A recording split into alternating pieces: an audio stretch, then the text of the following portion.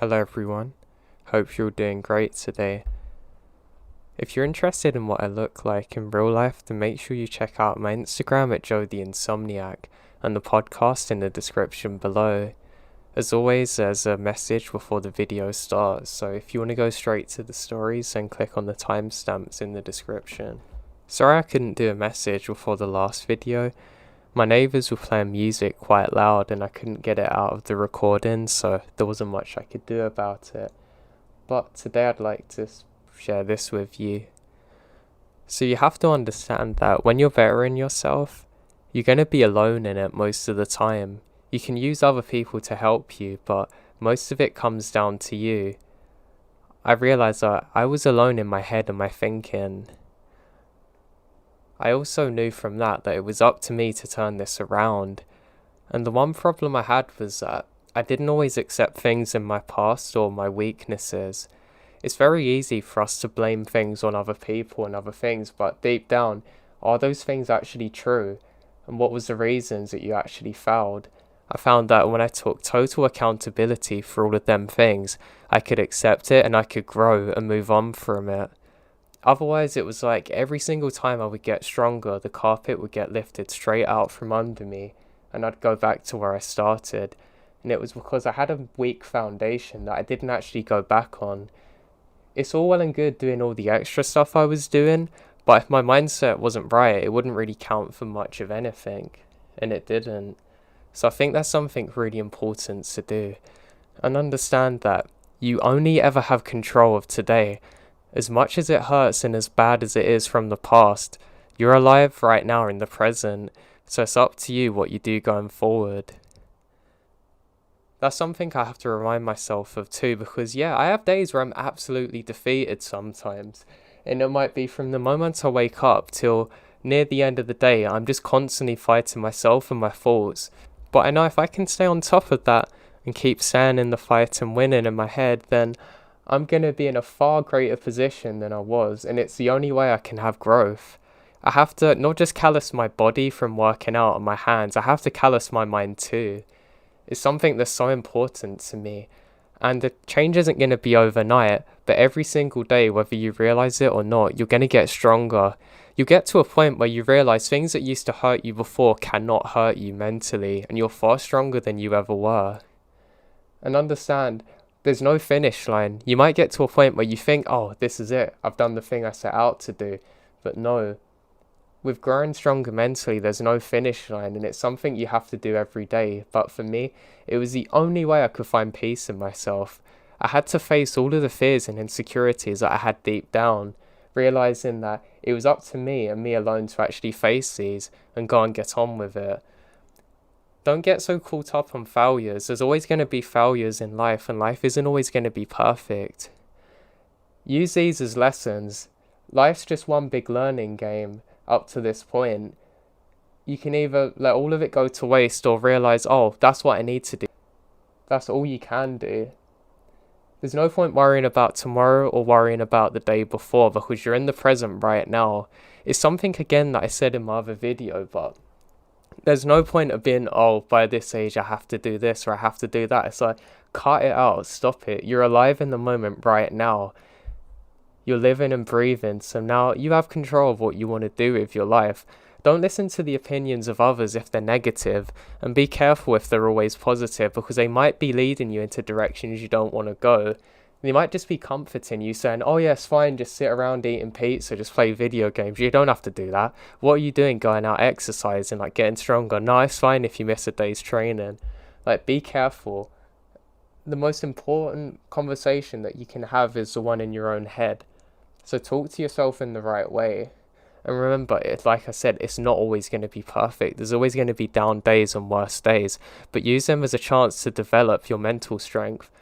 And remember, when you're in the moment with pain and suffering, it's not permanent. I can think of times that were way worse in my life, and right now, I'm okay. I'm comfortable. I'm not under any threat or danger, really. All the pain that felt so permanent at the time wasn't. It's just my mind told me that, and it made everything so much worse. But I've realised now. So I really hope my words can actually help some people there. because they were things that I had to learn myself the hard way. But once I learned it, it's night and day difference of how I felt then to how I do now and how much stronger I've become. And you can do exactly the same, because I'm not special. I'm not more intelligent than anybody.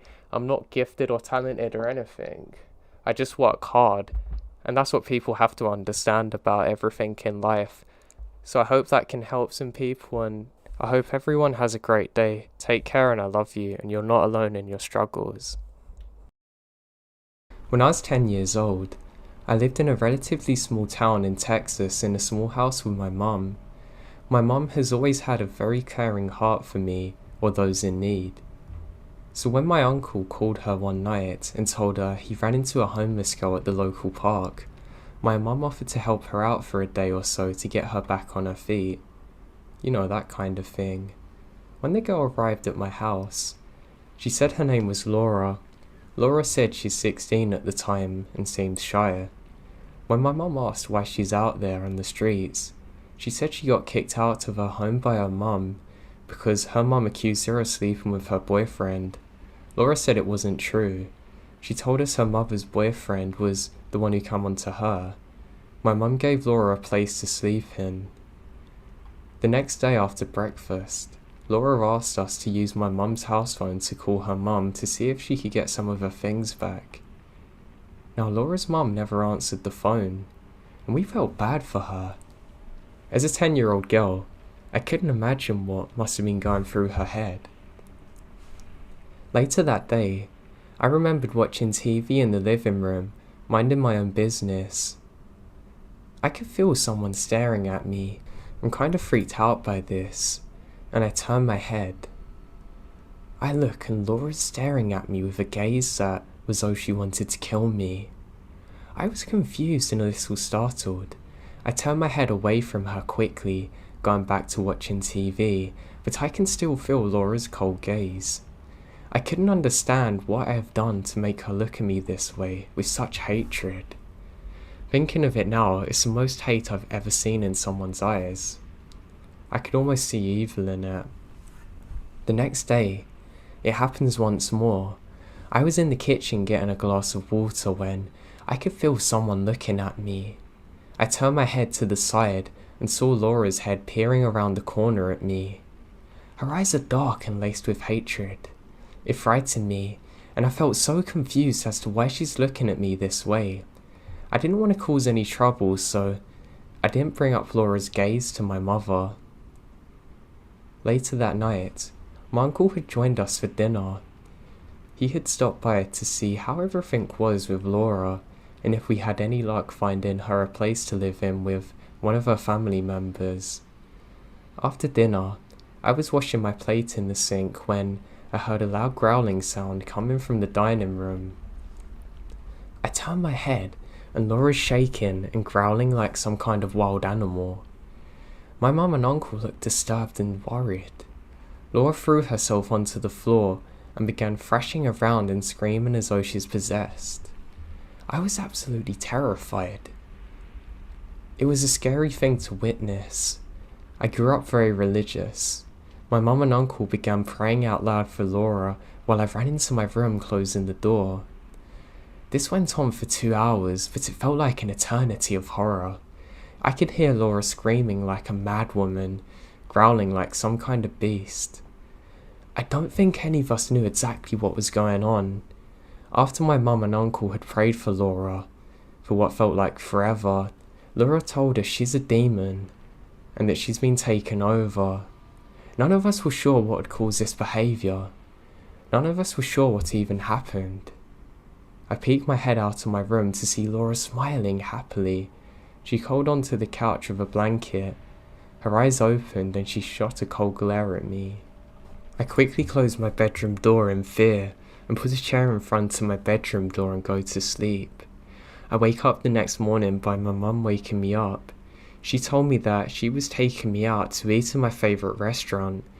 When I asked her if Laura was going out, she gave me an expression and said, "Your uncle's going to take her back to her mum's house. He slept on the couch last night after what happened. He and I were talking when the two of you had gone to sleep, and we pieced together that Laura made up the entire performance. She is not stable and we think she's dangerous.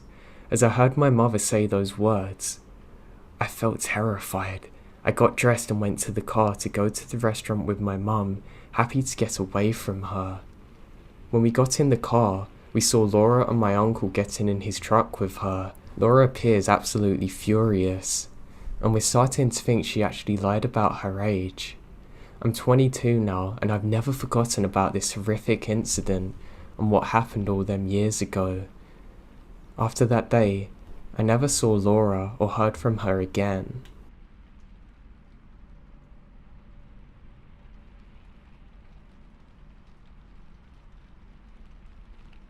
This is not my story, but instead my sister's, who will be using my account to share it all with you.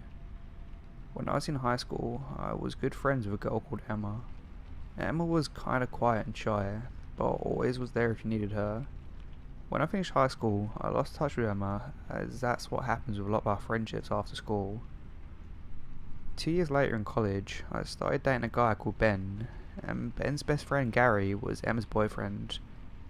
After discovering that we all knew each other, we started hanging out again.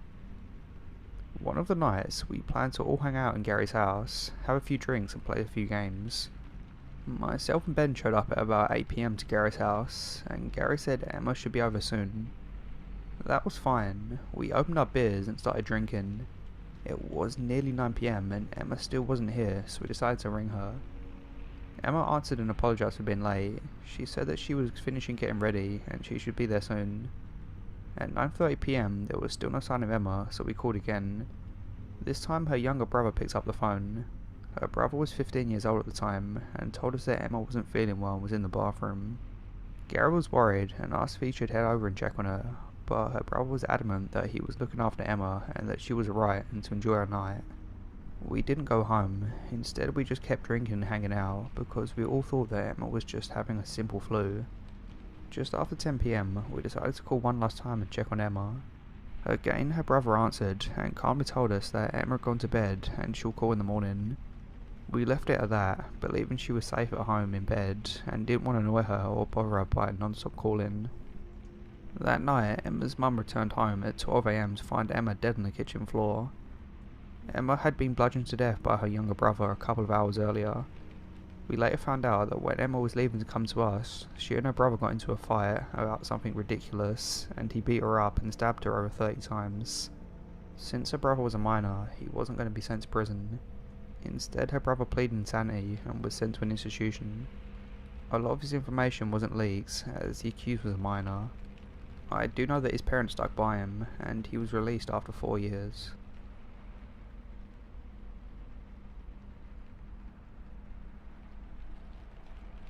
This happened when I was about 13, to me and my friends, a group of boys. We were all from relatively small villages, and we loved a few times a year that we all got to go into the nearest city together and look at comic book stores. One particular time, our group split up into 2 pairs, and I went with my friend to the bank. While he's inside, I sat on a bench outside and waited. While I was there, a thin bald man approaches and sits next to me. He spoke in a German accent, carrying a briefcase, started asking if I believed in God. I told him I went to the Church of England in primary school, but I wasn't very religious and didn't know what I believed. He proceeded to open his briefcase, start showing me tons of leaflets and flyers and motivational religious images. Trying to be polite, I spoke to him and listened. After a while, he told me that he had some leaflets in his car he needed to show me, that it won't be too long. I said I wouldn't go with him, but I'd wait on the bench if he really wanted to show me. He gets really persistent now and says I have to come back to the car with him, and I felt uncomfortable. Eventually my friend comes out of the bank, and the German guy said we should both go with him to his car because he really wants to show us some interesting things. We kept saying no, and thankfully, a couple saw that we're in a sticky situation and come over asking if we're okay. This seems to scare off the guy, and he starts fleeing. When we started walking back to meet our friends, We noticed that he's now following us. Luckily, the kind couple were keeping an eye on us and shouted at him, and eventually he ran off. To this day, I'm so thankful for that couple having intervened in the situation. God knows what he would have actually done or what he had in his car. I just know it wasn't good.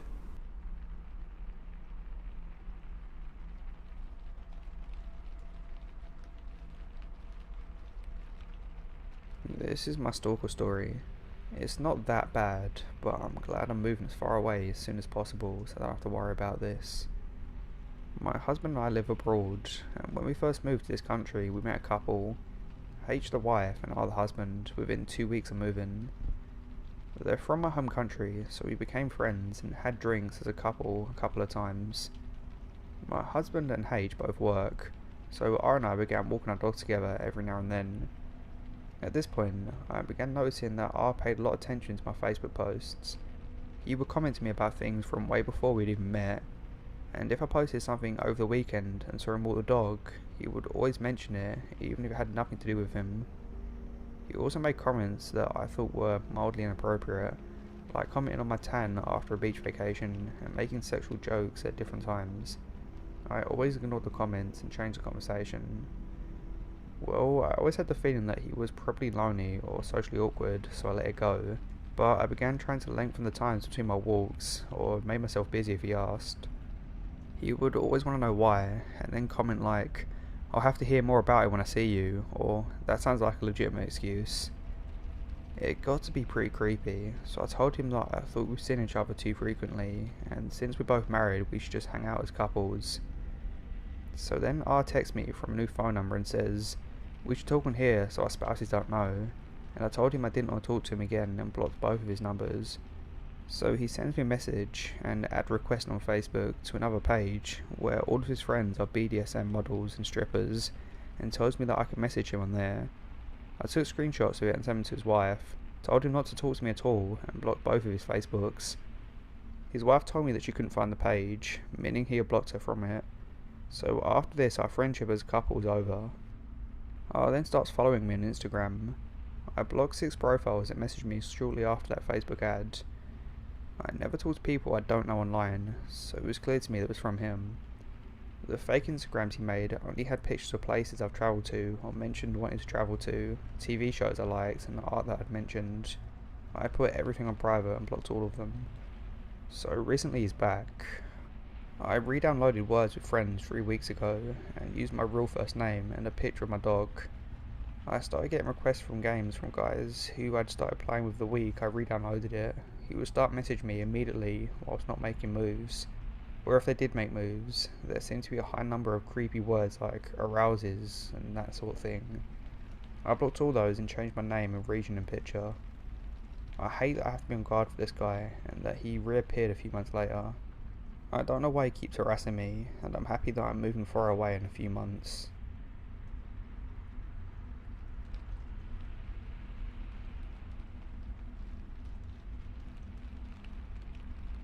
Okay, this happened a couple of years ago now, but it's easily the scariest thing that I've ever been through. I was doing my second year of my degree, so I worked at a well-known fast food place. I don't want to get sued or whatever, but you'd probably recognize it. I was pretty good at my job at the time, and it wasn't too difficult to begin with. I started off doing day shifts, which is when most of the staff are working. Places like that are a revolving door, employee-wise. I worked there for 7 months, and I may have well been a lifter. While working there, I worked alongside a dude called Frank. Frank's older than me. I was in my 20s at the time, but he's in his early 30s. He had a pleasantish demeanour most of the time, but this dude is dumb as a pole. He constantly did things wrong and was absolutely frustrating all the time.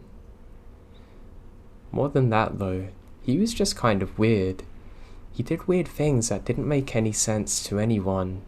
Because of this, I barely spoke to him unless I absolutely had to. I wasn't at all bummed out when they decided to fire him. As far as I knew, this would be the last I ever saw of him. I was pretty indifferent about it. A few months went on, and I was eventually moved into the morning shift. We're talking 5 AM to 12 PM, and it sucked, but it meant I had afternoons free most of the time, which meant I could go ahead with uni work.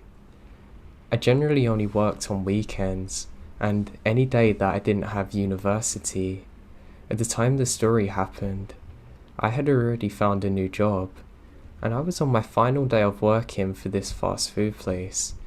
I actually had my first shift at this new place at 4 PM that day, and wasn't planning to work, but my manager begged me to train with the new girl. I agreed. I'd still have a couple of hours to change and nap after my shift, so it's no big deal. The day fell on a Wednesday, which I never usually worked on, and I wasn't rotated to work on it. That's important to remember. So I go to the store at 5 AM and start training with the new girl as usual. Everything's pretty chill, and as per usual, we go about like normal.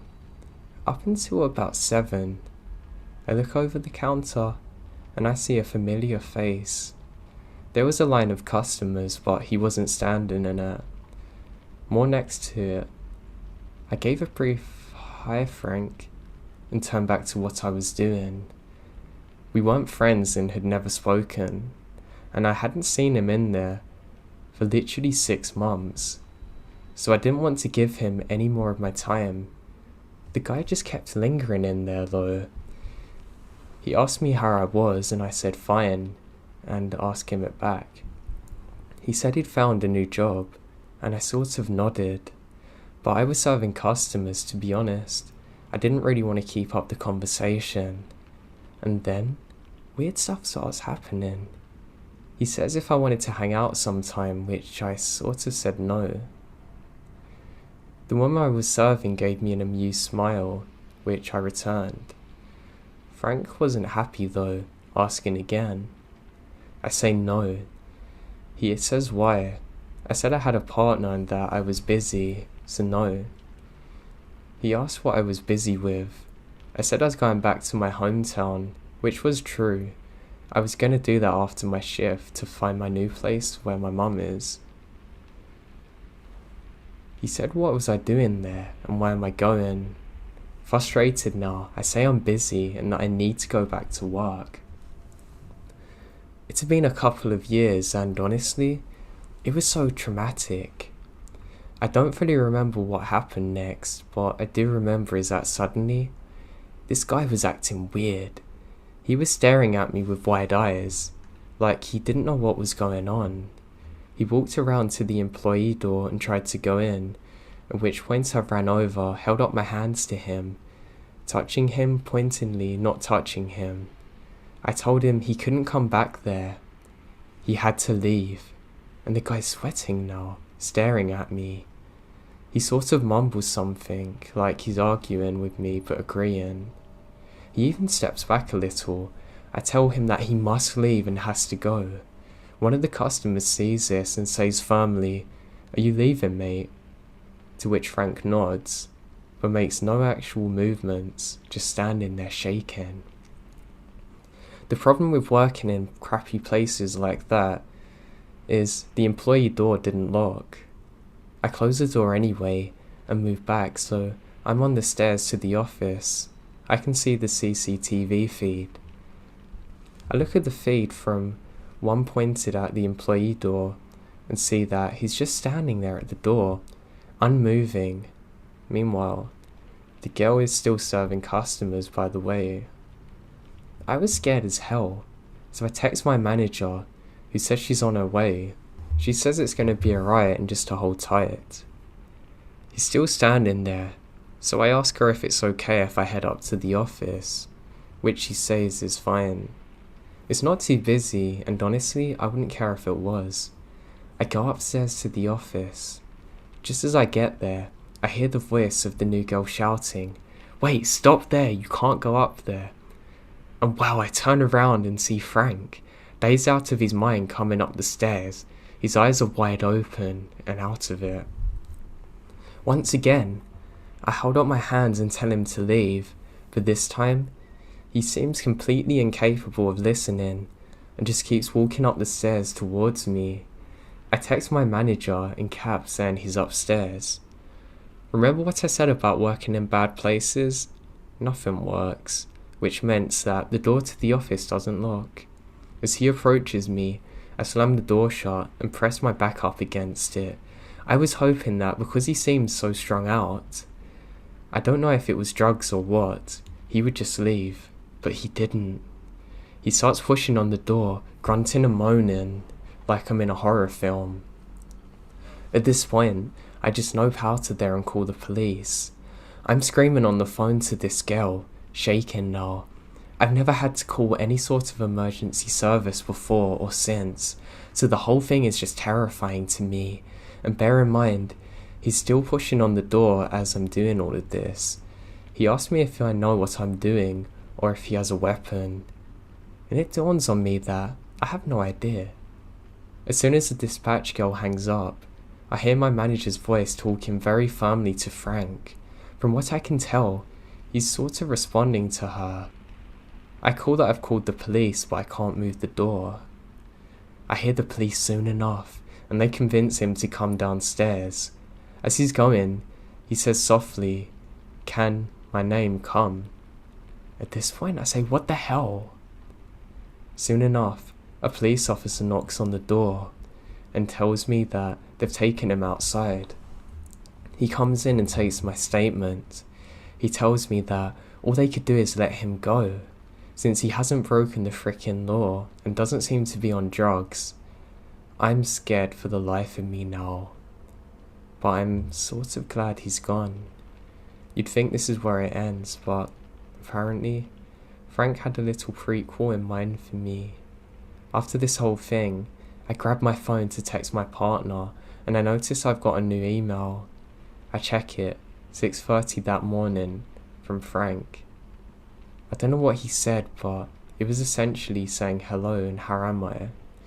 He asked in the email if I'd like to go out sometime, and that I'd had a great impact on his life. What the hell? I show my manager, and she guesses that he got my email from one of the email threads, but we're not even sure if that's the case.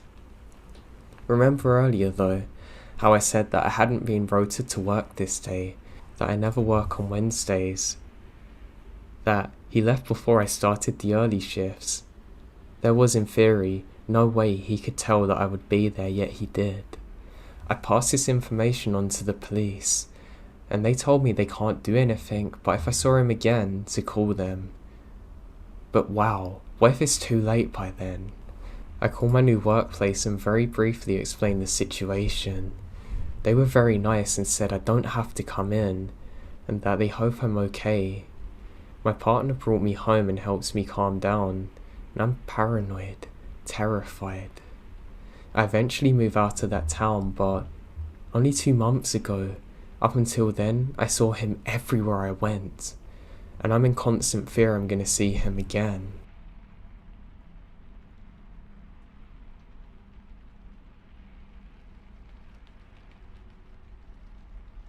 I'm a nanny, and I'd been with my current family for about 2 years when the eldest started preschool a couple of days a week. I drop him off at about 9 and pick him up at 12:30, bringing his baby brother along. Now this school was very hooty-tooty, and most of the families who sent their children were very wealthy. Everyone entering the building had to wear badges with our names printed out. Every entrance had a security guard and metal detector.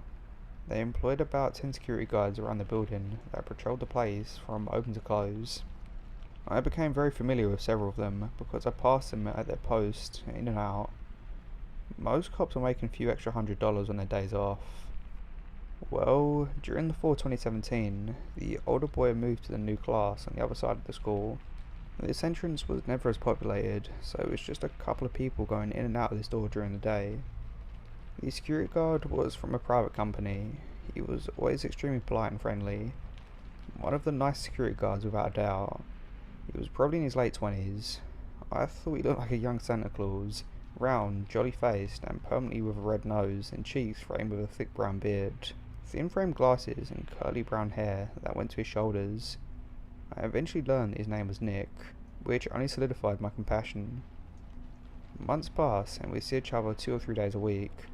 The boys loved to wave at him and he'd always ask how our day was and would respond. In January of 2018, I came down with the flu and missed about 2 weeks of work. When I returned, I continued our regular schedule of school drop-offs and pickups. I was walking past Nick, waved, and he stopped me and said that he noticed that I was gone for 2 weeks and he hoped that I was feeling better. I smiled, thanked him, and said that it was the sickest that I'd been, but I was glad to be back. I found it a bit odd that he noticed that I was gone and that I was sick. I assumed my employers had told him when they did drop-offs and pickups while I was gone. I didn't think much of it and continued on, but when I went to leave, he stopped me again and told me that he didn't know that I wasn't the boy's mother. I laughed and basically said that people confuse me with their mum because I'm with them all the time and we kinda look similar. He laughed too, and then said, "I was wondering, I never saw you with a husband, and you don't have a ring on your finger, so I thought you were just a single mum." I laughed nervously to this, and didn't know what to say. "Nope, just a nanny," I said. I wanted to kick myself once again when I got back in the car. I was caught off guard, and generally I'm a bit awkward, so tend not to respond best when I'm put on the spot. I guess I didn't realise that he paid that much attention to me. I was a bit uneasy, but found it harmless. The next day I said hello, and he responded by calling me by name, which he had never done before, and telling me I looked nice, which he definitely had never done before, and I was surprised. I started to think maybe he was interested in me, since learning that I'm not actually a single mum. This sounded weird to me. I'm gay, and I look very gay, so men very seldom take an interest in me, and when they do, I'm weirded out. When I left, we exchanged a simple goodbye, and the rest of the week went by pretty non-eventful. In early February, I was doing the drop-off yet again, when on the way out with a baby strapped to my chest, Nick stopped me. He was very courteous, but he asked me if I'd be interested in going to dinner with him in the weekend. Again, I'm incredibly awkward, so my response was to laugh, and I could see that he was immediately offended. I apologised and tried to explain that I was actually engaged and had been in a long-term relationship. This was true. His face changed and he said, "Well, where's your ring?" The way he said this made me uncomfortable. I told him that I don't really like wearing jewellery to work, so I only wear it on the weekends. I had accidentally scratched the baby with the ring when he was just a newborn, and basically decided it wasn't something I wanted to wear carrying them. He didn't seem satisfied with my answer, but let me go and told me to have a good evening. When I came to pick up the older boy that afternoon, Nick seemed agitated. I said hello, and no answer. Okay. I was upset, but let it go. I didn't want this guy to have hurt feelings, but geez, could he not tell that I was gay? The constant button-ups didn't clue him in. Did I need an undercut? It wasn't personal. Why was he so angry? When I left, he again ignored me. I kinda just swallowed and thought, oh well, he'll get over it.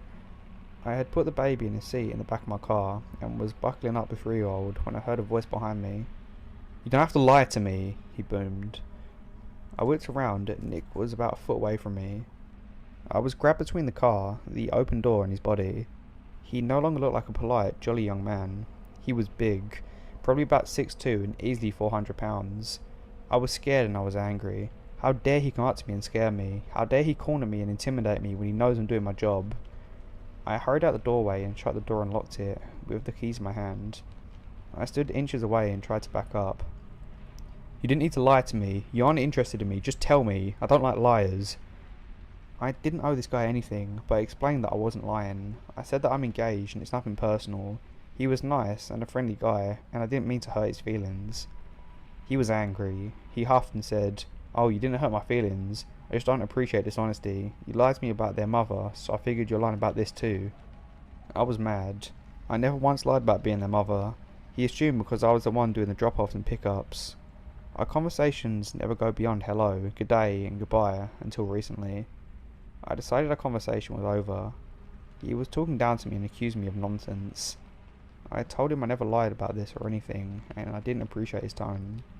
I went around and got in the car, and he followed, but kept his distance, and said, "I'm not even sure why I wasted my time on you anyways." I was shocked. He was a completely different person. I avoid altercations at all costs, so for someone to speak to me like this was very upsetting. I ended up disclosing the situation to my employers, who got very upset. They didn't like how he spoke to me, and especially didn't like what he did around the children. I ended up contacting the school, which were mortified about it. I was terrified to see him again, knowing he'd know that I'd told. That never happened. He was fired and replaced with a retired cop who was incredibly unfriendly, and I was grateful. I felt bad. I thought that my employers had overreacted, but they were prone to overreactions, and honestly, I was selfishly happy that I wouldn't have to see him again. I was worried about how awkward it may be. I let it go, and weeks passed, and school drop-offs were uneventful. However, in May of 2018 that changed. I live in an enclosed apartment complex in uptown Dallas.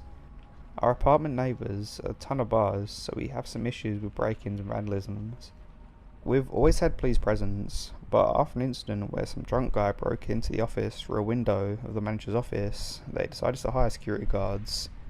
Guess who ended up doing the night shifts? Nick.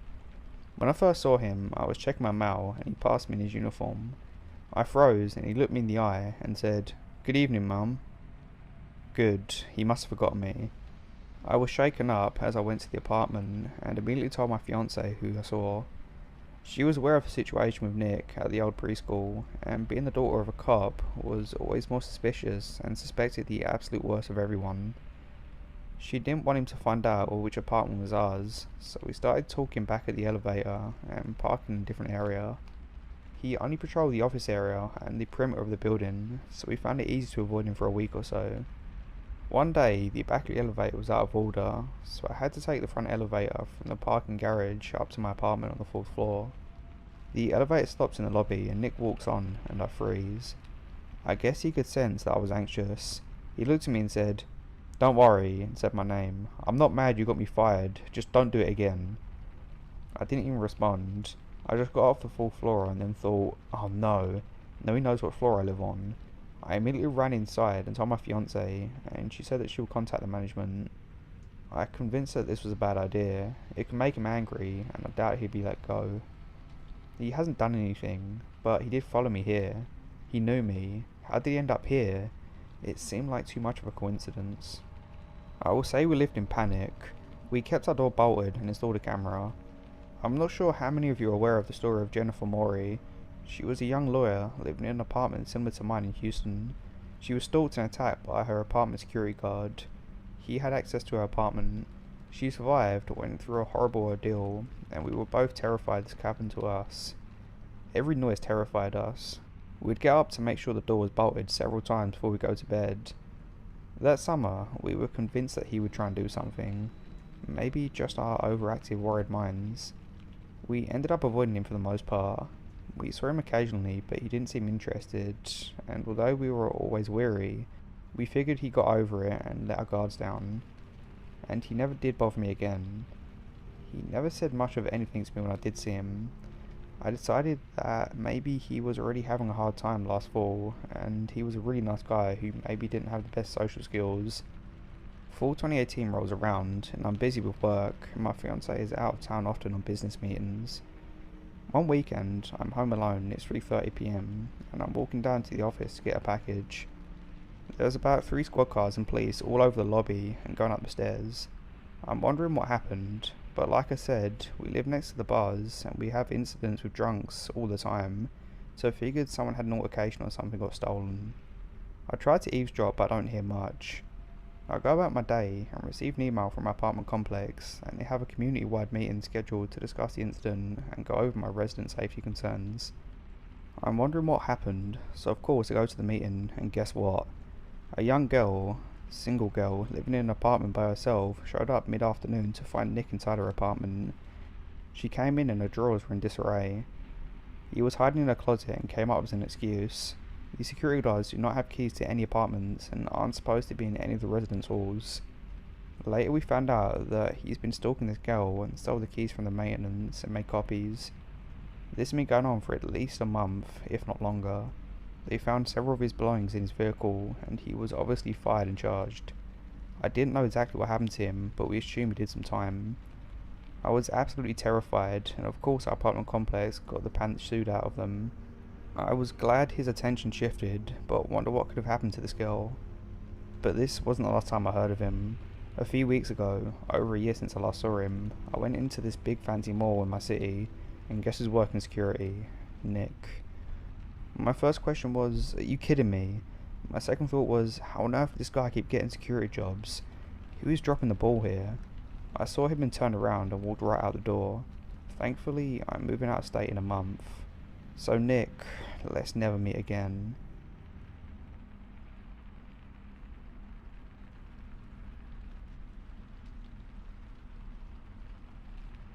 I was hiking alone once in a mountain range. Now I didn't know the area very well, but I learnt about it afterwards. It was getting close to nightfall, and I decided I had to set up my tent and get ready for the snow. I wanted to try and get a small fire going before it got too cold. As I'm doing so, I see a really nice tree. I'm about to walk up to it when my ears begin ringing. My vision goes black for a second. I wipe my eyes and look up, and there's blood everywhere. It literally looks like a murder scene, and I can hear this terrifying screaming sound. I wipe my eyes thinking this can't be real, and suddenly, all of the sound stops, and I'm met with silence. I look up and everything's normal, there's no blood anywhere. I scream and start running the opposite direction I come in. Eventually I make it back to a ranger station. When I'm there, I describe what happened and say that I think someone's been murdered out there. They ask me to describe where I was and I give my exact location. As I do so, the ranger goes white and says, "A murder took place there 25 years ago. It sounds like you stumbled upon the exact scene of where it happened." I said that can't be true because it literally just happened. He says that we must check it out, but he doesn't think we'll find anything. I tell him this is stupid, that I've just seen this here and he must be mistaken. So anyway, we head out there and there's nothing. What's worse is apparently I'm not the first person to report this either. Apparently the same thing got reported over 10 years ago, at the exact same spot, where nothing was found afterwards.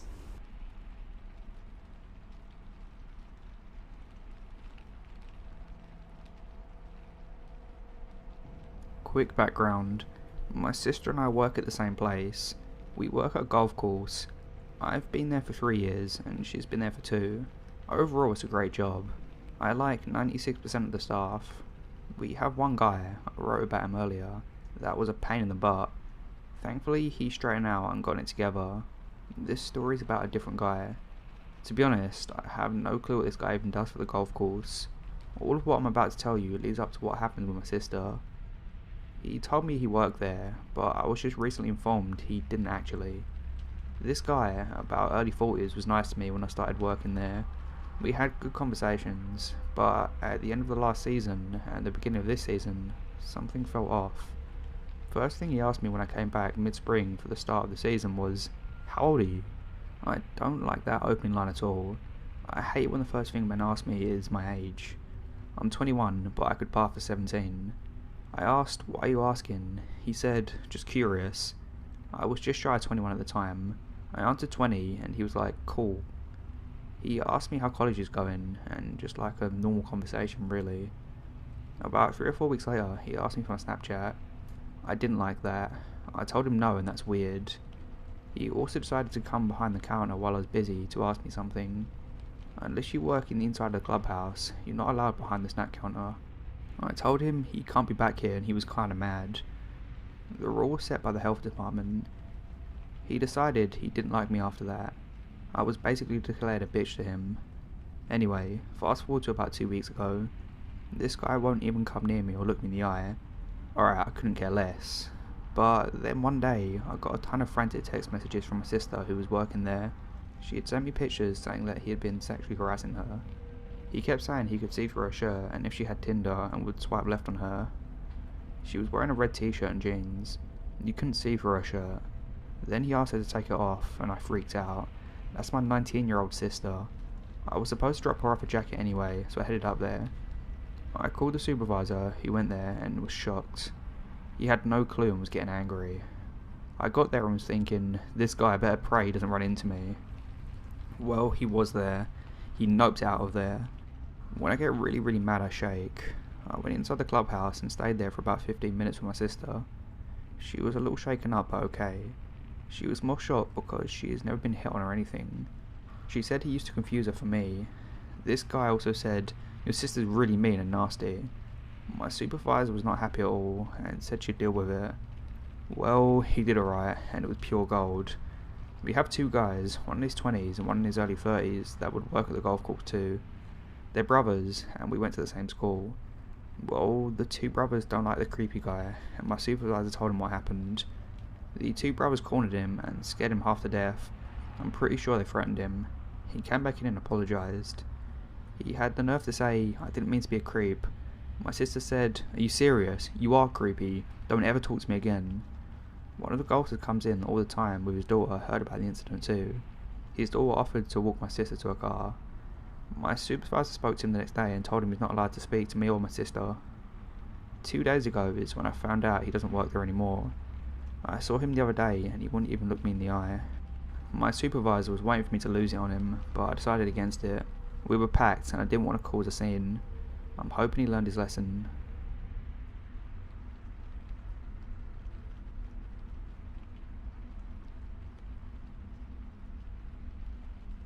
I recently switched from an Android phone to an iPhone, so I had to switch out the SIM card because the one did not match with the new phone.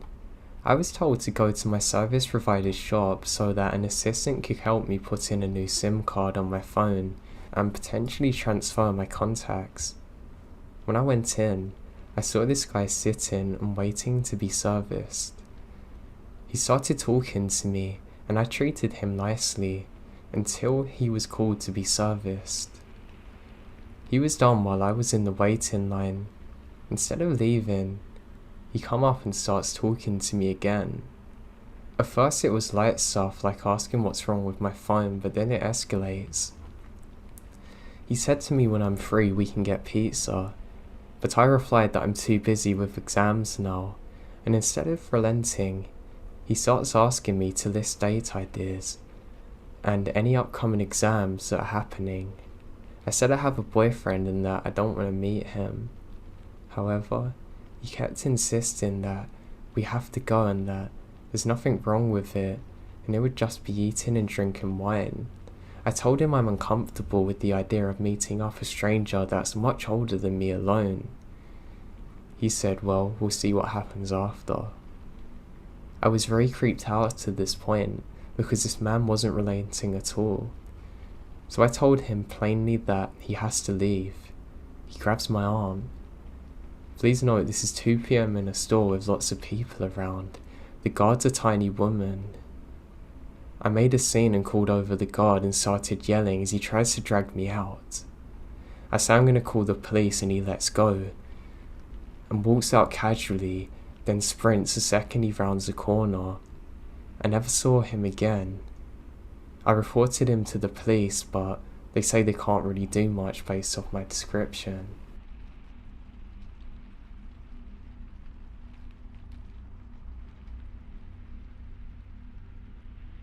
On Monday, my boyfriend and I stopped at Publix, a grocery store, to get subs between class. He went to grab something in the store, and I went over to the subline to get our order started. When I got to the subline, the only other person ahead of me was a kid about my age. He kept staring back at me, and every time I looked up, I caught him staring at me. Finally, my boyfriend came over. They were being super slow at the subline, so I hadn't even ordered yet. This kid in front of us started looking back even longer when my boyfriend got there. His eyes were really intense when he was staring, and his mouth was always a little open. It was a creepy look. He was getting 4 different 6-inch subs. They told him it would be almost half the price if he got 2 footlongs, and he huffed super loudly and said, if I wanted that I would have gotten it. He then pulls out 2 avocados and asked them to put it in his sandwiches. They said, we've got avocados here if you don't want us to use the ones you've already paid for. And he kept mumbling something to himself and rolling his eyes and pushing his jaw forward or side to side. He looked very tense and irritated. He then asked if we were High Point University students, and we said yes. He just nodded his head. I asked if he was too, and he said, yeah, freshman, just staring with his creepy eyes and clicking his jaw. We got our subs and left. As we were walking out, I said, something's not right about that kid, and there's something definitely wrong there. And my boyfriend said, I think he might have been autistic or have Tourette's. I said no because I had a weird feeling about the guy. My boyfriend even jokingly said, someone who orders 4 6-inch subs instead of 2 footlongs is definitely weird. But for some reason, my mind kept going back to him.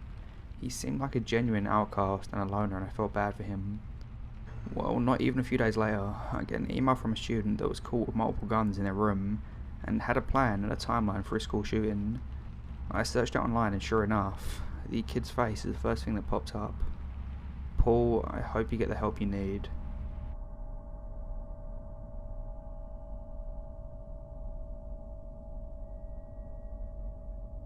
My husband and I love to go driving.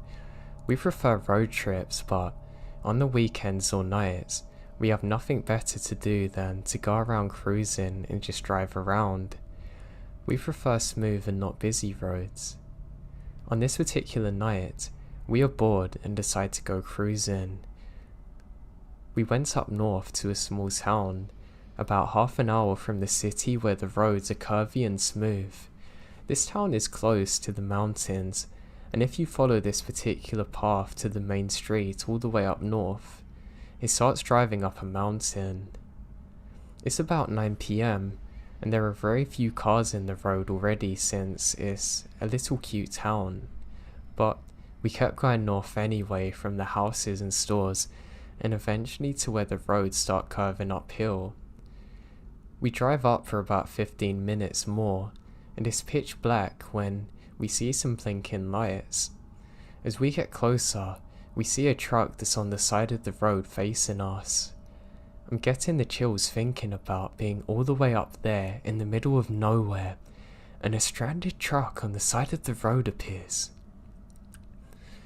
As we slowly approach, I tell my husband it's probably best to turn back. I have a bad feeling, but at this point, we're pretty much at the truck. He pulls up next to us. We see that there's a young blonde guy, probably in his late 20s, who gets up to our window. I get such a bad vibe by this and tell my husband not to put his window down. I think he also gets a weird vibe and actually listens to me. He kinda just loudly asks what's wrong, and the guy just says something happened to his truck and he needs a hand. His phone is dead. Now my husband asks what happened, but this guy insists on showing him and to take a look. He says it's very friendly and even calls him bro, and he's glad we pulled up. My husband says, you know what, I won't be much help because I know nothing about cars, but I can call help for you. My friend knows a lot about cars. The guy's insisting and gets upset. I'm now looking back at the truck, and I thought I caught movement inside the truck. I tell my husband I think we should go. Now, he probably saw the look of fear on my face because he puts the car in reverse, but as he did, the guy is now behind our car, so my husband decides to go forward instead. We drive up for maybe 2 minutes, trying to find a place to turn around since the road is so narrow. The road turns to a dirt road, and there's a little more space on the side, so he's able to turn the car around. I am dreading going back that way now, and our phones have no signal at all. In my mind, I know this could all be someone with genuine problems, but this doesn't make sense. I cannot help the feeling in my gut. We soon reach the area where the truck had been, and there's no truck at all. We drive maybe another 5 minutes, no trace of one whatsoever, and we're sure we've passed the place that he said. We didn't drive up too far to begin with. I am both relieved and terrified that the truck's no longer there though. If it had really broke down, how did it get help working again in such a short amount of time? Calming myself down, I'm telling my husband, hey, Maybe they really did get it to work. Maybe it turned on all of a sudden and they drove off. Suspicious, yeah, but not impossible. As we keep driving through, the roads begin to straighten out. We notice far off the truck with all the lights off, and park to the side again and notice movement in the truck. I say out loud, why did they turn out all the lights?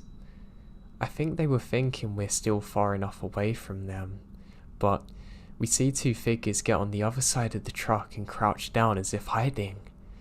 We get closer and my husband floors it. As we drive past, the two men get up. One of them is the guy that we had spoken to earlier, and the other's massive. With a very surprised look in their faces, one of them turns and runs behind us trying to catch us. I kept looking back, but it's so dark.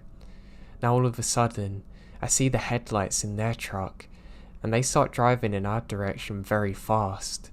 My husband keeps going, and eventually, we lose the headlights. I kept looking back the rest of the way, so scared that they're somehow still following us. Maybe they turned off their lights again and I can't see them.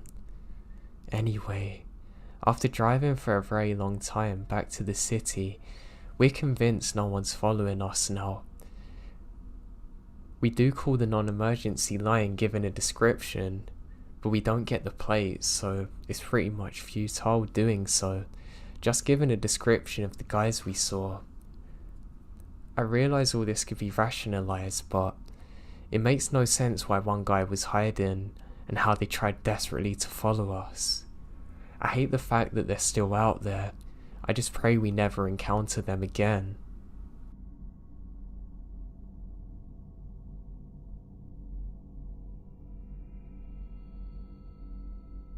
I don't know if this is an Eastern Coast thing, but in my little town, there's a twice the ice station. Basically, you fill up water jugs and get ice bags for cheaper than you can in the grocery store. I went out a few nights ago to get some water, because hey, who wants to be drinking tap water? My husband was home, and because I'm kind of heavily pregnant, he insisted that he go instead, but I really wish that he would have done. I was out at 1 AM, and it's dark for miles in the middle of nowhere. As I get out of my car, I open the back seat to get the gallon jugs and close the door.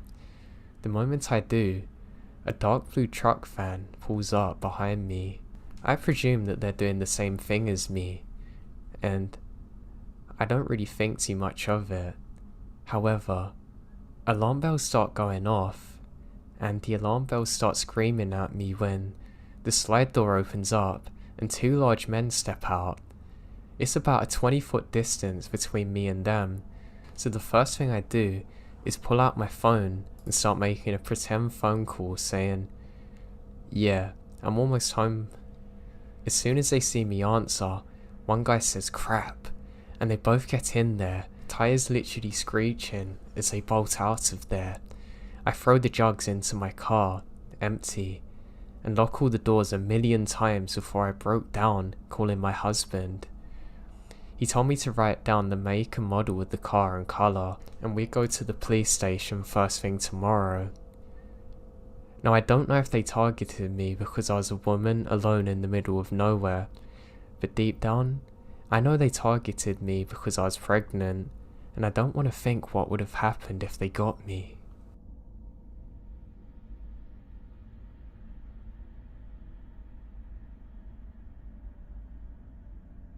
When I was 16, some friends and I went to an outdoor centre concert thing.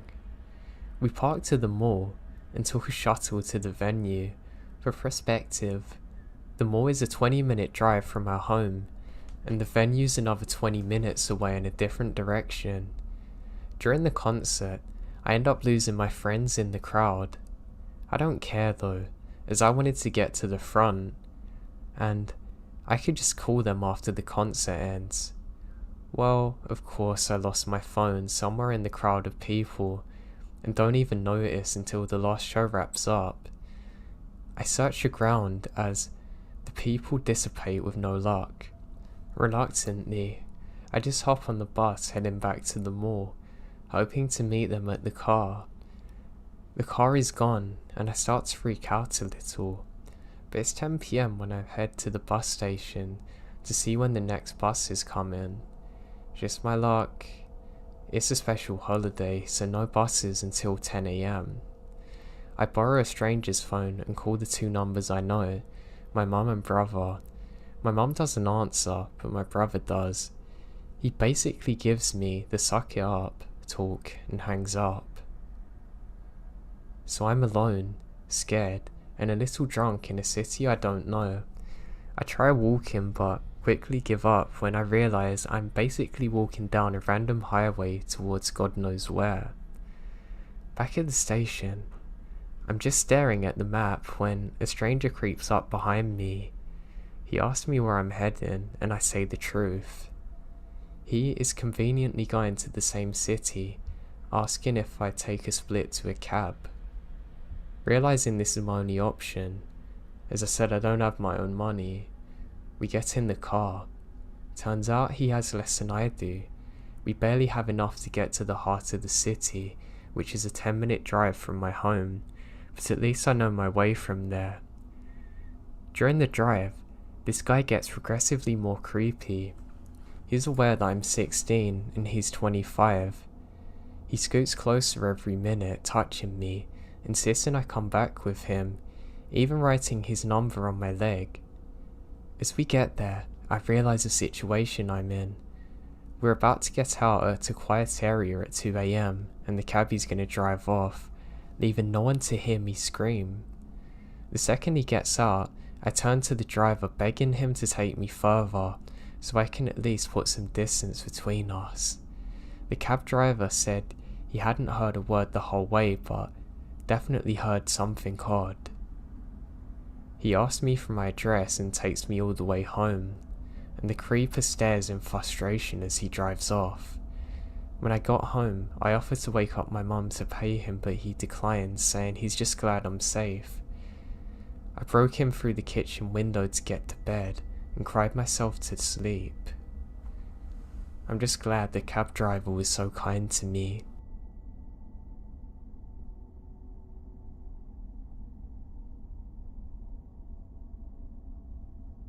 I really enjoy going camping. I'm truly an outdoorsy kind of person. It's very rare that I ever have a bad experience while camping, but I did have one that stood out to me, and is one that I can't explain. So let me start off by saying this was a good few years ago, and everything seemed normal on the day. In fact, I was having a really good day, so I arrived for my 4-day planned hike and camp in the evening. I had a really easy to set up tent, so it didn't really matter what time I got there. No, I wanted to sleep on the first day, because I was tired from driving. So I park my car up, and I realise I'm the only person in the parking area. I get out and hear some voices, but they immediately stop when I get outside. I look and realise that I've accidentally left the radio on, so I just turn it off, get my camping gear out and head out. Now everything feels normal. The sun's setting, so I can still see where I'm going, and honestly, the forest and area that I'm in looks truly beautiful. I'm not gonna lie, it's probably the nicest sunset I've ever seen. There was sort of a mist above the trees. I took a couple photos on my phone, and I was really glad I did. I actually still use one as a screensaver, but that's not the point. I find this beautiful spot that I've been to before. It's close to a lake. I set up my camp and equipment, and what's better to do than some night fishing? So I head off towards that. I have an inflatable raft that I can use for my fishing. I have a small Bluetooth speaker with me, and set that down and set off. I'm having a brilliant time. Unfortunately, I haven't caught anything, but I do have this strange feeling washing over me. It's almost like a paranoia that I can't quite describe. Now, the forests and wilderness can be a beautiful area during the day, but at night, even for an avid camper like me, it can be pretty scary. I stay still for a second, and I'm sure I can hear the same kind of voices from before. That's odd. I turn off my speaker so I can concentrate more. I know it's definitely not from what I was listening to previously, but I put my mind on fishing. I want to catch some dinner. Now as I'm fishing, I hear this strange thumping sound like someone slamming something on a tree. It's odd, it's almost like someone's taken a metal hammer to an old oak tree and is smashing it. It's in a very rhythmic manner though, stopping for a few seconds and starting again. Now, needless to say, this confuses the hell out of me, and I begin to hear more voices. I can't tell exactly what they're saying, but I decide that, you know what, I think it's better to be out in my camping site at least. That's where I have my weapons if I really need it, that I've buried now under some leaves. The thought flashed across my mind that, oh god, imagine if they found my site and my weapons, then I'd really be screwed, and I laughed to myself. So I start paddling back. As I do, I realise that the sound has now stopped, but also that it's coming from the opposite side of the lake. I have a horrible feeling about this. I don't know of any other campers in the area, but hey, it's not the first time I've encountered anyone out there, and I make it back to the shore. As I do so, I get my stuff together, leave my raft deflated on the side, knowing I can come back for it in the morning, and I head out. As I do, the thumping starts again. This time it's louder and closer than it was before. Okay, that's really odd, and I've now picked up the pace. I'm thinking about calling out, but I realise it's not a good idea in case these are actually bad people. I glance behind me for a second, and I can just about make out the flash of a light before it cuts off the second I turn my head. Now, I don't need any more signs, and I literally start sprinting back to my campsite. As I do, I can't shake the feeling that I'm being watched and followed. The thudding sound slowly stops as I'm jogging, but I'm not going to wait around for it. I quickly pack up all my stuff. I decide I'm going to sleep in my car just until I figure out what's going on the next morning. I look and thankfully find my gun, exactly where I left it. I feel a lot more safe now. I start sprinting towards my car, and as I do, I can hear rustling around me. I'm now terrified. I call out, whoever's there, I have a gun and I'm not afraid to use it. What's wild is this doesn't even deter them. I start to think maybe it's a group of animals stalking me like coyotes or something, the last thing I need. As I'm running, I can see the figure of a person near my car. I shine my torch and I can see the reflection of animal eyes. I don't really get a lot of time to figure out exactly what animal it is, but it gives me some relief, knowing it's not a person. As I get closer, there's this disgusting smell. Just as I reach for the door, I can see that this isn't actually an animal. It's just an animal's head that's been freshly cut on the roof of my car. What the hell? I now let out a really loud scream that I don't even have to think about making. I quickly get in my car and turn on the lights. I can see the silhouette of a person in front of me now, who quickly ducks down. I instantly slam it into reverse, but I realise I'm having a really bad panic attack, and I need to wait at least 3 seconds or so before I start driving, before it gets any worse. Just as I'm doing so, I can see the flashes of more torches behind me. I instantly snap out of it, and immediately step on the accelerator and speed the hell out of there. I then instantly call the police to report what's happened. I can't believe that this actually happened to me. How could a nice relaxing getaway turn into this? How the hell did that animal head get there? Who are them people? The police agreed to meet me further up the road, and I agreed to help go back to figure out exactly what's happened. I'm literally shaking, but I feel a lot safer with the police officer there. He says he's never heard of anything like it before happening. When we get there, there's no longer a feeling of being watched. Disgustingly enough, the animal head's still on the floor, close to the exit where it rolled off my car.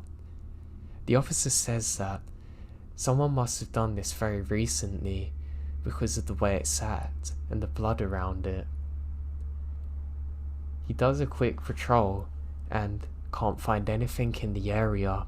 I go to the lake and show him exactly where I saw the first torch. I'm now able to retrieve my raft too, but there's no signs of anyone out there. He says he's literally never seen anything like this before, and that whoever done this is long gone, and I agreed to go back to the station with him to make a bigger report. Turns out, there's lots of reports of occultist activity in the area that neither me or the officer knew about previously. Apparently they make regular animal sacrifices, and worse, they attempt to kidnap people, and have done so before. Unfortunately for me, they never found exactly who did this, and I still have more questions than answers, and I never went back to that same area again.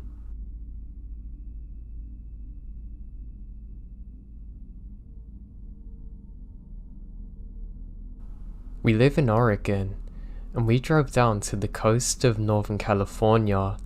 We had a late start leaving our houses, and arrived at a little beach south of the Redwoods just after 9 PM. It's pouring rain and dark out, so we park on a dirt road that had access to the beach, and decided against walking down on the sand to set up my camp.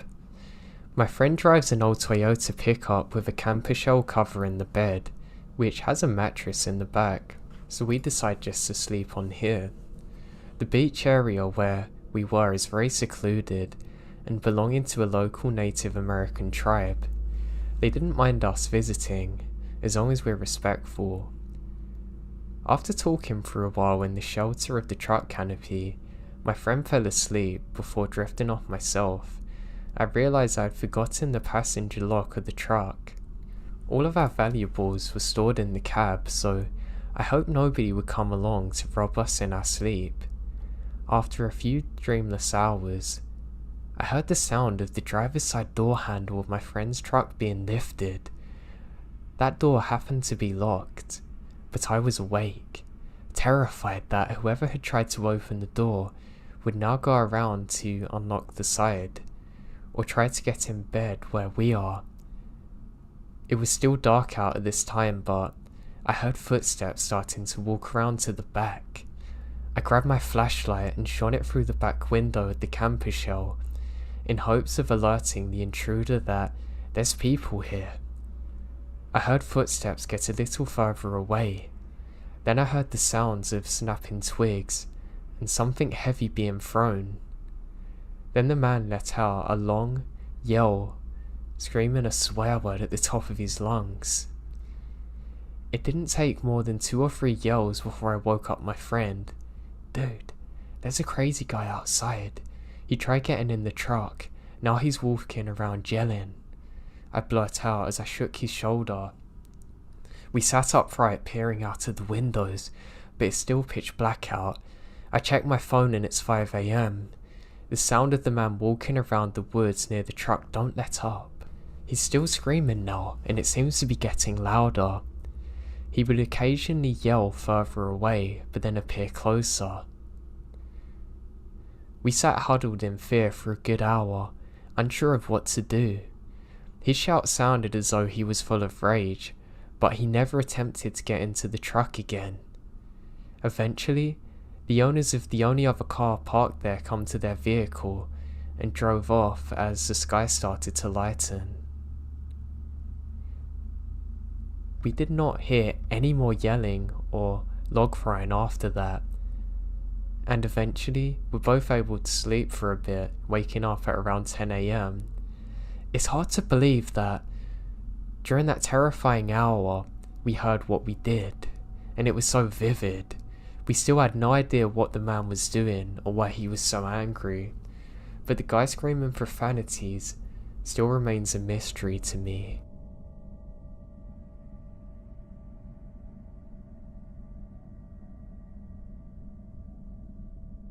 This happened when I was probably 7 or 8. When I was a kid, I lived in a pretty sketchy neighbourhood. We lived in those long apartments. Ones are attached to the sides rather than stacked on top of each other. The front of the apartment faced a main road, and there's a little street to access the park and woods and back area of the apartment. Behind the apartments is a massive field and a forest. Me and my friends and I used to go there to build hobbit holes in the grass. My mum hated it when we went out there because there were some rough people that lived in the neighbourhood. She didn't like the idea of 7-year-olds playing out there in the same place where people do drugs. I'm adding some more details so you can get a picture. Now one day, I was out in the woods by myself, just exploring and pretending to be Indiana Jones or something, and I was coming out of the tall grass. I could see the little back alley in between the parking area and the woods, and I saw something lying in the grass. I believe it's a deer. I think it's just sleeping, so I creep up on it, trying to not scare it. I know, cool. That was quite funny. When I got there, I knew something was off. The deer was too still and smelled horrible. I couldn't see its face, and its back was facing me, but when I got up to it, I nearly had a heart attack when I saw its entire stomach is ripped open. I wasn't a smart kid, but I knew this was messed up. When I turned to run back home to tell my mum, I saw another deer nailed to a tree next to the first. I don't know how I didn't notice this before, but its 2 front hooves are literally nailed to it. It's a disgusting scene, as you can imagine. As I stood there, staring at it, a car drove past a little alley. I remember it's a white car with tinted windows driving really slowly. I mean, everyone drove slowly on this alley because it's a residential street, but these people were barely moving. I can't see inside, but I got the sinking feeling that they were watching me. Obviously, I can't be sure that they are, but I'm 99% sure it was them. Once they were gone, I booked it home and told my mum the whole thing. She told me not to go in the field again, and I agree. I really hated what I saw. For the next month or so, I saw that car drive everywhere. It would drive up and down the main road I was on while I was playing in the front yard. It would drive down and back towards the alley when I would be back in the yard. I even remembered seeing it at a grocery store once, but they were definitely staking the house out. It was always the white car, tinted windows, maybe they're following me, and always driving way too slowly to be normal. I tell my mum about it, but she chalks it up to a neighbour just going down the road. So one day, my mum was out mowing the lawn. Because of the way the apartment is, she had to push the lawnmower all the way around the apartments to get to our backyard. Being the helpful kid I was going to meet my mum out the back to open the gate so she can put the lawnmower in the shed. As I'm walking out the gate, I see the car come along the back alley. Normally, the car goes slow. As soon as it turns a corner, however, the driver steps on the gas, zooming up behind me. The back door closest to me opens and someone gets out and starts running towards me. I don't remember what he looked like or even if it was a he. I just remembered getting back home as quick as I can, terrified. After that, my dad yelled at me for peeing myself, and neither he nor my mum believed me about the guy in the car, and I never saw him again, and we moved a few months later. That sounds really harsh, Jesus. My parents still think I made up the whole thing, even though they thought how sketchy the neighborhood was. I don't remember anyone going missing at that time in my town, but I never really looked it up. All I know is it was really messed up, and I have no idea who those people were and why they did that to the deer or what they planned for me. I just hope they never done anything to anyone else.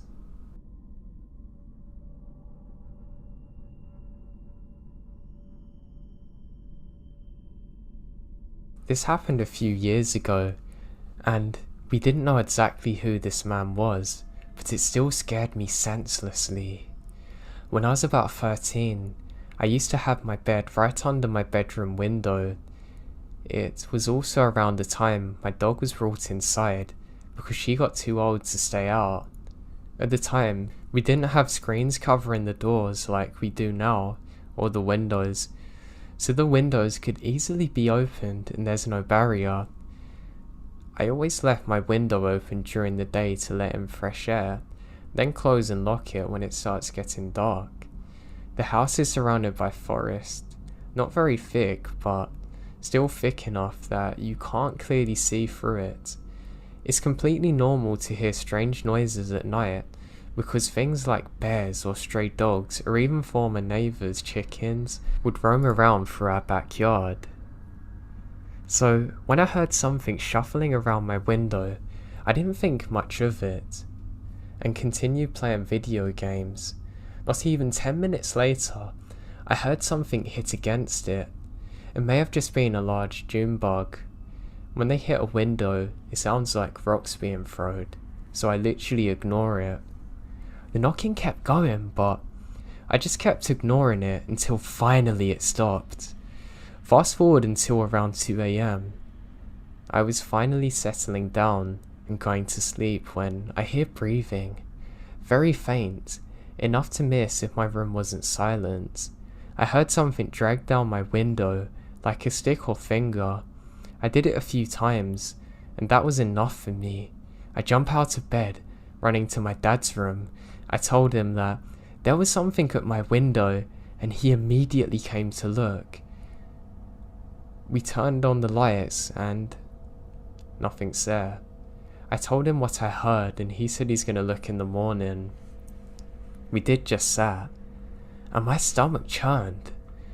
Under my window, there were two completely different foot tracks, one back and forth besides the generator, looking directly under my window. There's even cigarette butts laying on the floor, and ashes. Like they'd been there for a while. The foot tracks led towards the woods, and seemed to stop there. We have no idea who this was, and to this day even thinking of this terrifies me. Afterward we put locks on the windows and screens up, but I'll never forget that day.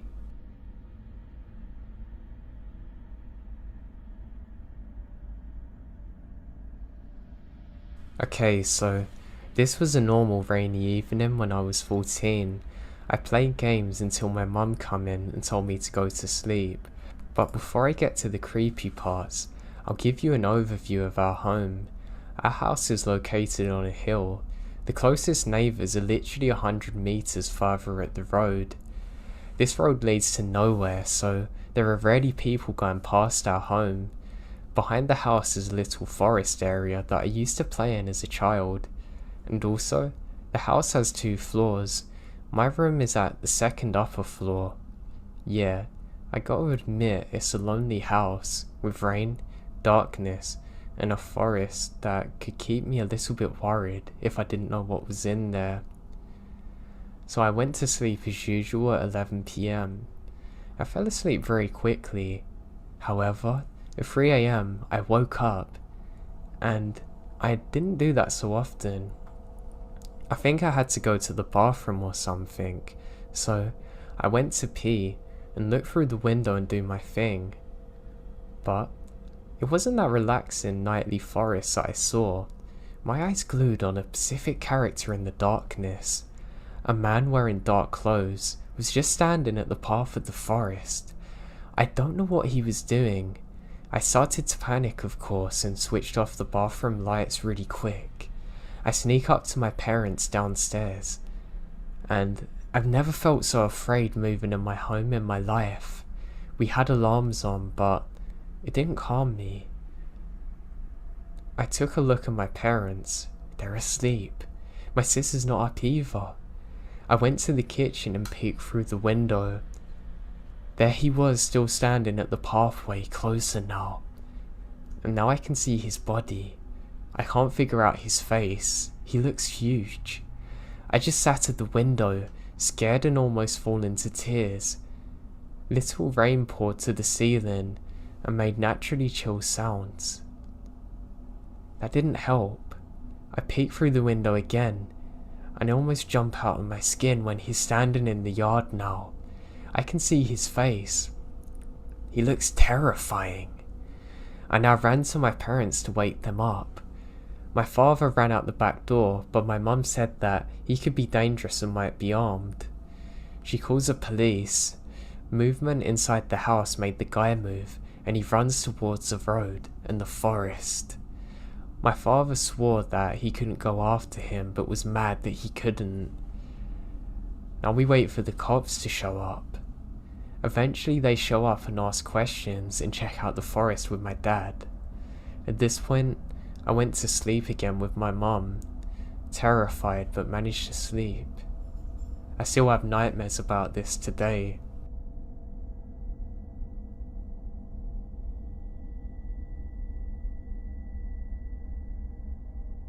When I was young, me and my brother loved to go and play and explore in the forest near where we lived.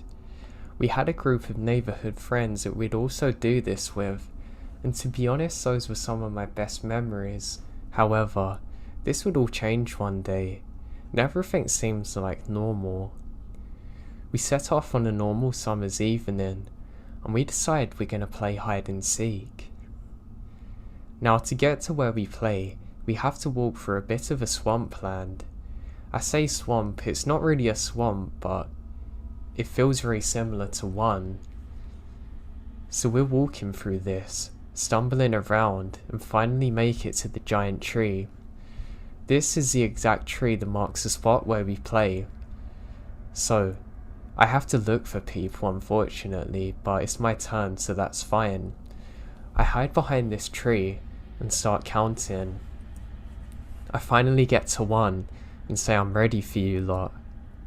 And I burst out laughing when I see one of my stupid friends has literally climbed on top of the tree, hit directly above me, got caught instantly, then starts panicking that he can't get down.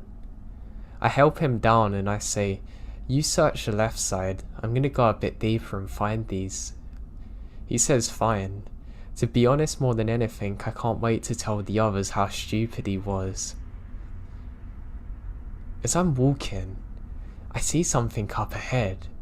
It's a dark figure. I laugh and start sprinting up there. I stumble on the way and hurt my knee though, so I was quite annoyed about this. But by the time I get there, the figure's moved. Now I'm looking around and something feels very odd. It feels like I'm being watched, but not like in hide and seek. This is almost like a much darker, ominous presence is there. I've literally never had a feeling like it since then. So I look around when I see part of a hand. Well, it's not a hand, it's a stick that looks like a hand, but I can make out what it is in the shadows. As I get closer, I see it's holding something. I think that's really odd. I get a bit closer and realise that it's a skeleton hand. One that looks slightly degraded, like it's been there for some time. Halloween's around the corner, so I'm sure it's a Halloween prop. I hold up the piece of paper and look inside. It says run. It's not in any of my friends' handwriting. And then, to my horror, I see a shadow appear behind me. I glance back for a second, and there's 2 giants of men standing there in full camo gear, with smirks on their faces. I dropped the paper and let out this blood-curdling scream, and I began to sprint my way back. I end up going all the way to the tree, and to my horror, I'm met by all of my friends there, who can see how scared I am, and we all sprint all the way back home. When I get there, I explain what's happened, and my brother's so scared he starts crying, where he's younger than me. We're more scared of getting in trouble with our parents, don't even bother telling them. But looking back on it now, I really wish I'd done something more at the time, like told the authorities or something.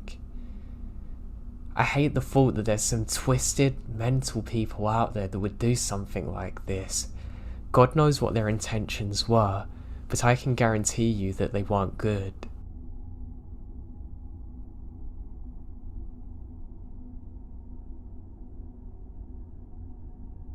A little backstory first. I grew up in upstate New York, about 30 minutes north of Syracuse to be exact. It only made sense that I would return to my quiet little part of the world after I got out of the Marines in 2007. The only problem is that I didn't have much money. The good news is that my grandfather had an old pool behind camper that he told me I could have until I got on my own feet. So, being on my own, I decided I'd spend about a year in the pool, behind on a few acres of woods that I bought from a friend of mine while I was in the Marines. Now all my taxes had been paid for the year, so the only thing I had to do was pay for gas and propane.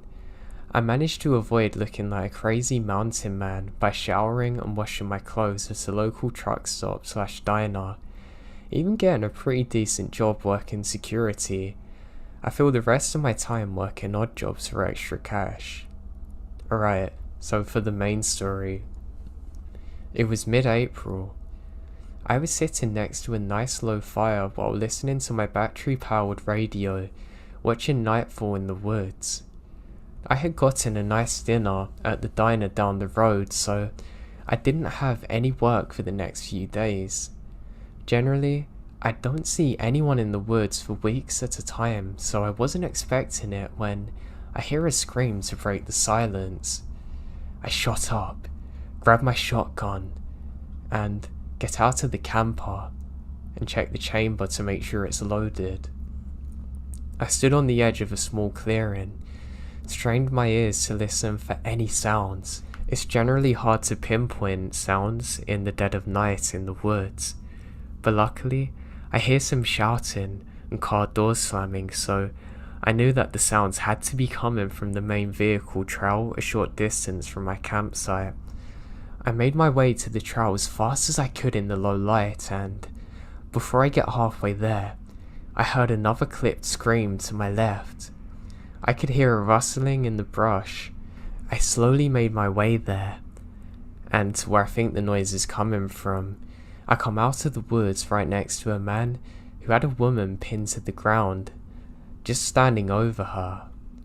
Shaking from adrenaline, I leveled the shotgun at the top of the guy, and the woman growled at him to get off. Now I'm a big guy, but I have no doubt that the shotgun was the deciding factor in this whole situation. Each of these guys easily had a solid 30 pounds of muscle on me when I was a 200-pound Marine. I ushered the two idiots back, so I was between them. The woman's now getting to her feet. It was about now I realised we have another problem. My cell phone was cheap and didn't get reception in the woods, and hers had been broken by these two sickos. There wasn't much I could do other than march these two back to their jeep under the threat of shotgun. I get the license number, and I'm sure it was fake, and a description of them and their vehicle. Before the driver gets in the vehicle, I lowered the shotgun to his crotch and made sure he understood what a 3-inch 12-gauge shell loaded would do. They took off in one direction. Me and the woman made our way back to my campsite. We drove to the DEC station and reported it as quick as possible. It turns out that the guy I had threatened was the young girl's now ex-boyfriend. They'd been out having a few drinks when the third wheel in the situation got a little too handsy for her liking. When she said something to her boyfriend, he basically told her to stop and get on with it for once. When she refused, the boyfriend smashed her phone and pushed her to the ground. They both pushed her into the truck and drove her deep into the woods. She had waited for them to become complacent before throwing the back door open and jumping out and taking off. Luckily, the Jeep was crap and the back door didn't lock. It was a stroke of luck that I happened to be outside when she escaped. Fast forward 7 months and that woman I helped is now my wife, and we moved into our first house using the money I saved up living in the woods. We've been married for 8 years now, and I have 2 kids, a 6-year-old boy and a 4-year-old girl. I still go out to camp every year to hunt and haven't seen the Jeep or the guys again. We heard through the grapevine that they had been arrested and actually got jail time. I'm assuming they moved to a different area because I never saw them again.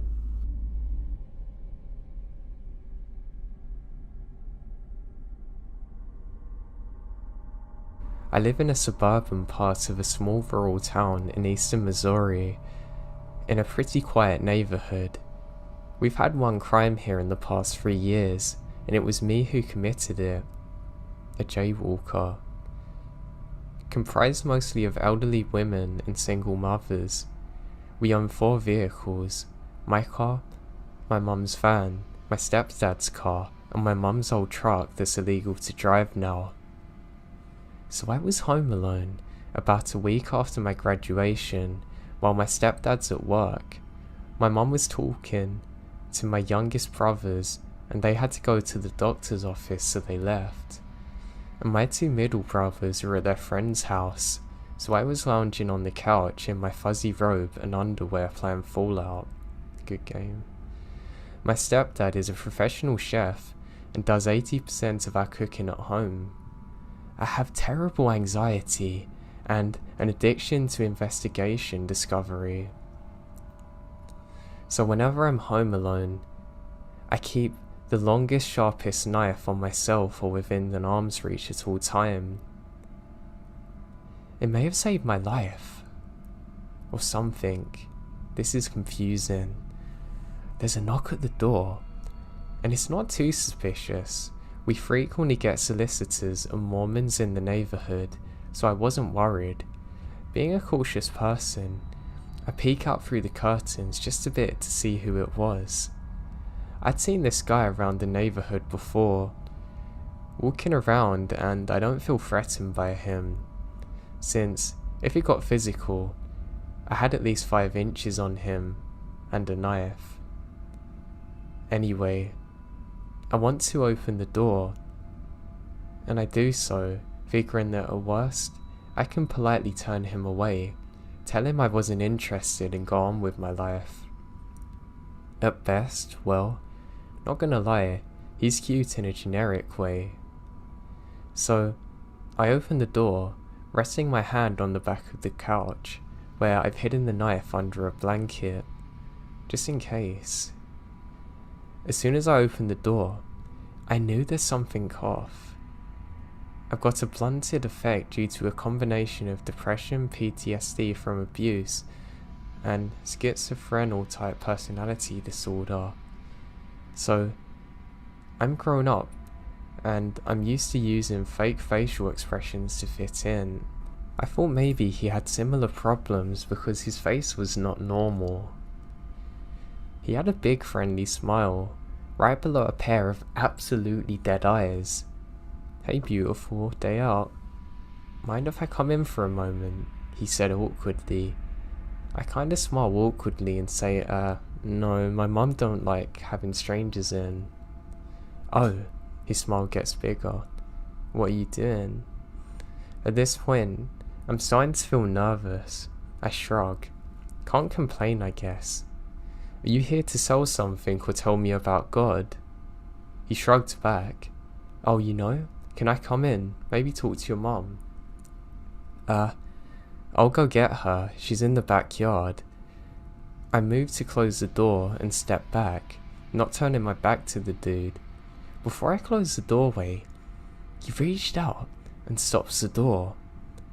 His fake smile is gone. His face is dead.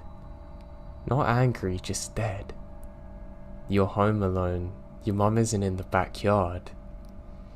I pause and swallow hard. Then I push the door again. What do you want, man? To come in. Please let me in.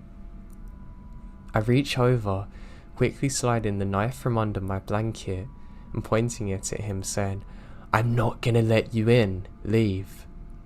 He looks down at the knife, back up at me, blinks rapidly, then affixated the smile to his face again, saying, oh, no problem. Goodbye. I watched him turn around and walk back down the street until he turned the corner. Then I locked and deadbolted every door and window in the house, got the dog out of my mum's bedroom and resumed my gaming. I ended up calling my aunt's boyfriend, the only cop I trust, let him know what happened, stayed on the phone with him until my mum got home from the doctors. She called around town, found a couple of other people who'd seen him walking and driving around, but none of them knew who he was. So we were on high alert for about a week. It's been over a month now, and nobody in town's seen him.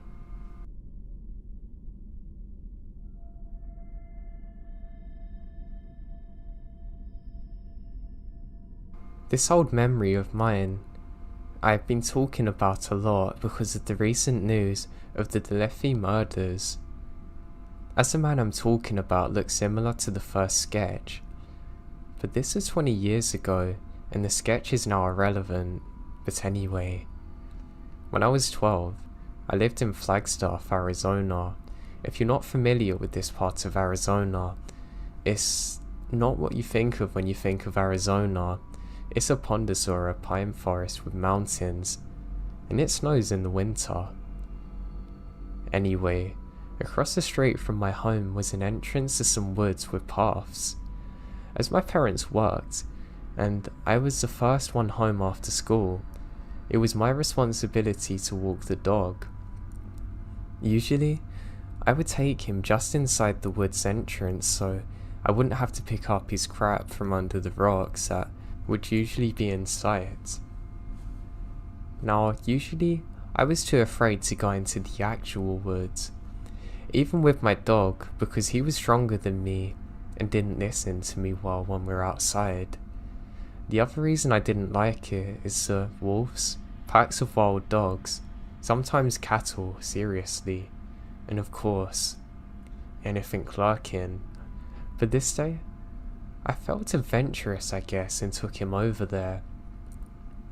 We went pretty deep that day, and I didn't see another soul because it's about 3 PM and the people are at work. None of the neighborhood kids really hang out there either. Now my dog was excited by anything that moved and always wanted to greet another person, cat or dog.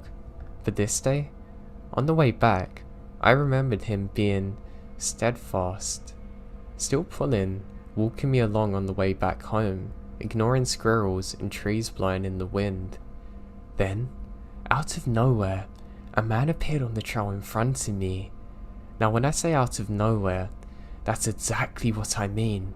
The woods are not dense, and usually you can see people from a mile away, as long as they don't surprise you. The man was dressed head to toe in brown and tan colours and gave a weak "hey" and doesn't make eye contact. The way he dressed stuck out to me, as everything but the treetops was brown, as there's actually a drought going on at the time. Even the picture I linked is more greener than it was then. As he passed me, I took a few more steps and turned around because he made uneasy and steady pace behind me, but he was gone. I could see probably 50 feet of the trail behind me. There's no reason I shouldn't be able to see him still. My kid brain starts going, maybe it's a ghost. No, he must be hiding. There's no way I wouldn't be able to see him immediately after passing each other. Maybe he was hiding in front of me, before he came out of nowhere. Maybe that's why he's got all brown on, trying to blend in. the dog didn't want to greet him anyway. It didn't make sense. It didn't take long for my dog and I to take off running all the way home. Thank God I had my goofy dog on me, because he was pretty aloft, but also protective. For all I know, maybe the disappearing woodsman watched me take my dog out every day, saw me wander in that day. I know I let my dog crap in the yard a few weeks afterwards. The reason it was so weird is that he was pretty much in perfect camouflage, and he had no dog on him or reason to be out there. I'm not sure exactly who it was. It definitely wasn't a hunter either, because hunting's illegal, and that's what creeps me out. Why on earth would anyone be in camouflage in the woods where hunting's illegal?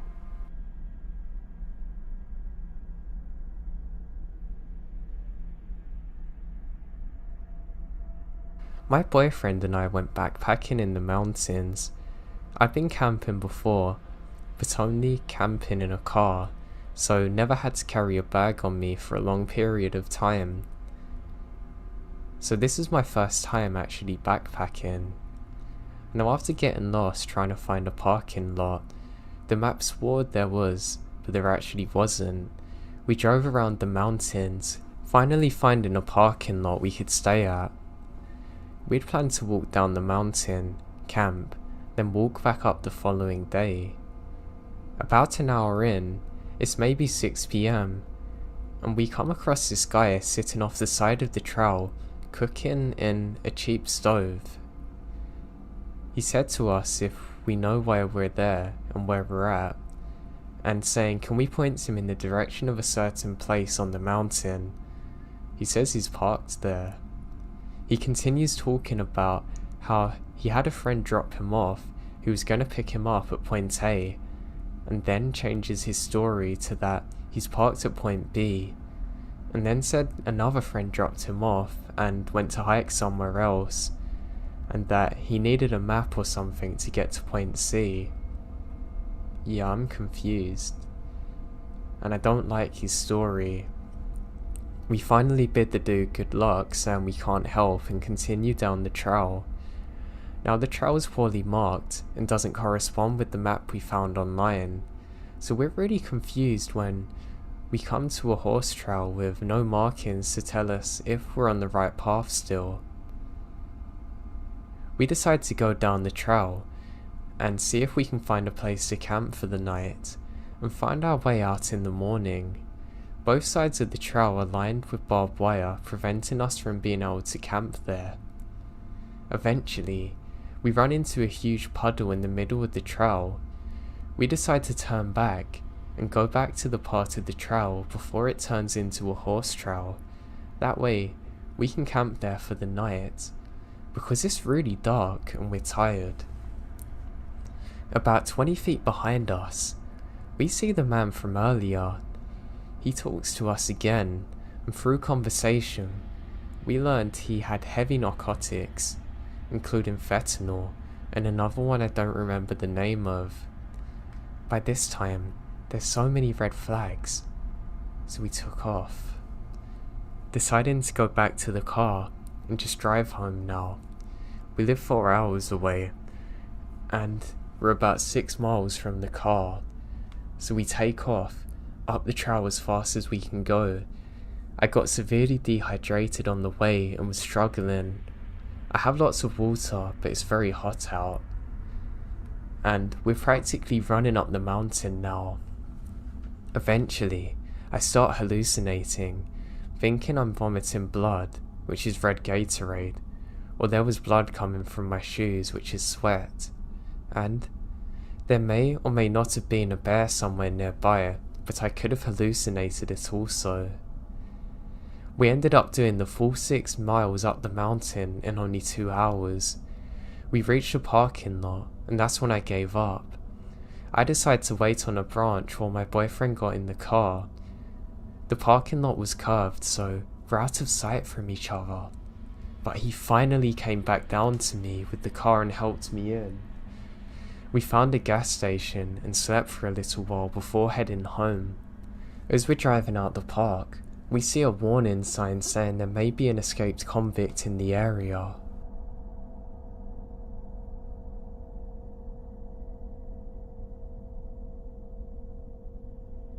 This is a true story that happened to me. Back in the 80s, I was a camper at this place in the Adirondacks, a 6 million acre state park in upstate New York.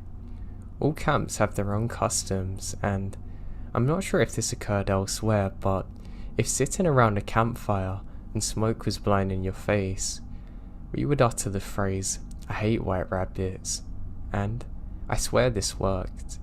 The smoke would immediately move towards another direction. And no, it wasn't the breathiness of speaking the words that made the smoke move. It was rumoured to be a voodoo chant though. So things are different in the 80s. Things we did back then might have gotten you kicked out of camp if you got caught, but to be honest with you, these days, you would probably catch a court case and get jail time. Like the time my counsellor locked me in his room with a 6-pack of Budweiser, tall boys, and told me I can't come out until I finished. But that's a separate story. This camp was right on a very large and pristine lake, and periodically, there would be hikes and canoe trips to some of the islands on the lake. You choose your adventure, basically. So we're on this canoe hike to a large, huge, massive island that's not too far from camp at all. We're all slackers, smokers and stoners on this hike. My kind of people. The island was so big, it had a pretty wide running trail that went around the perimeter of the island, wide enough to comfortably ride a 4-wheeler around. Were they allowed? Wider than I was tall at the time, wide. So I mentioned this is in the 80s, right? That first night, some of us campers were partying with the counsellors, beers were being drunk. Now at the time we're sitting around a fire, of course, and when the smoke blew into someone's face, they said the phrase, "I hate white rabbits," and the smoke moved. The next reciprocate of the smoke said the same words, and so on. And the smoke was being moved around fast from person to person. At the height of the frenzied chanting, the smoke almost looks like a vortex. The next morning, I opened my tent to see lying on the ground, spanning the width of the running trail, the biggest dead rabbit I've ever seen in my life. It was dead. It had eyes that were glazed over blue and white. I've really never seen anything like this before. I know it could have just been coincidence, but it was crazy.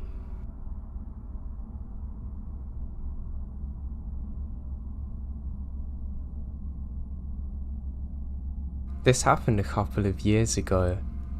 I wanted to go to the local wildlife trail to walk in the woods.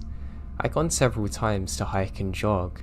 I normally went with my boyfriend at the time, but he was working and I wanted to go, so I decided to go by myself. I felt pretty comfortable going. I park at the far end of the parking lot in case anyone else appears. The trail continues straight from the parking lot for about a mile until it curves up a large hill. Where I wanted to go was the abandoned parking lot with a lake. The turn-off to this part of the trail was about 400 yards down to the left.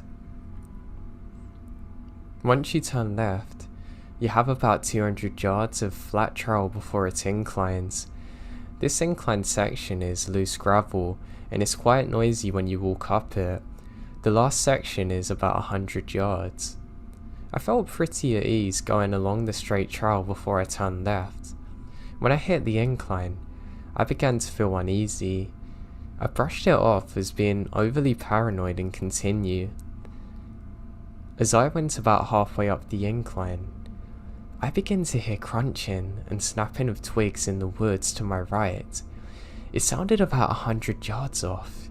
It was just far enough into the woods that I couldn't see what's making the noise. I froze in my tracks and the hair on the back of my neck stood up. I stood still as I heard the crunching stop.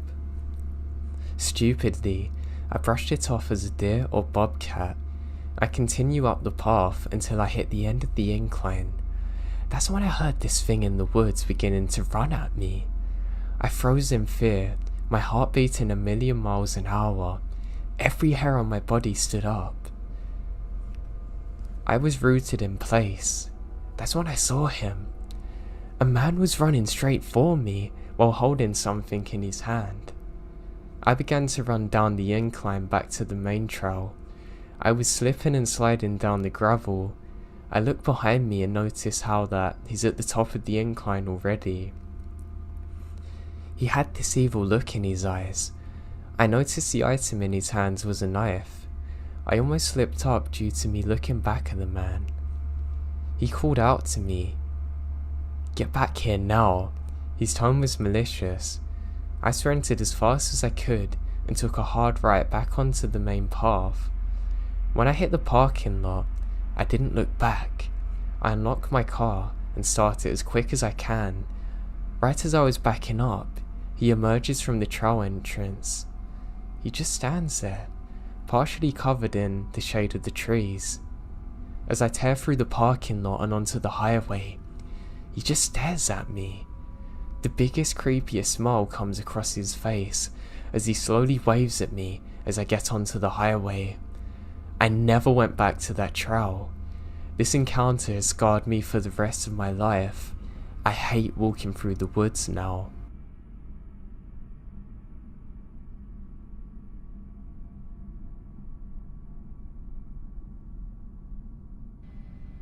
Okay, so I have no idea exactly what I saw that night. I have searched everywhere for sightings or even myths around that area we saw it and found nothing. If anyone has any idea of what we saw, please let me know. My husband and I think it could have well been a Wendigo, but I don't know. I haven't heard anyone else say they've seen anything like it. I guess more than anything I want to know what I saw and have some closure. So anyway, my friends and I go camping a lot, and my favourite place is the Red River Gorge, Kentucky. We go there often. I've been going there since I was an infant. I'm 28 now, married with a kid and still go.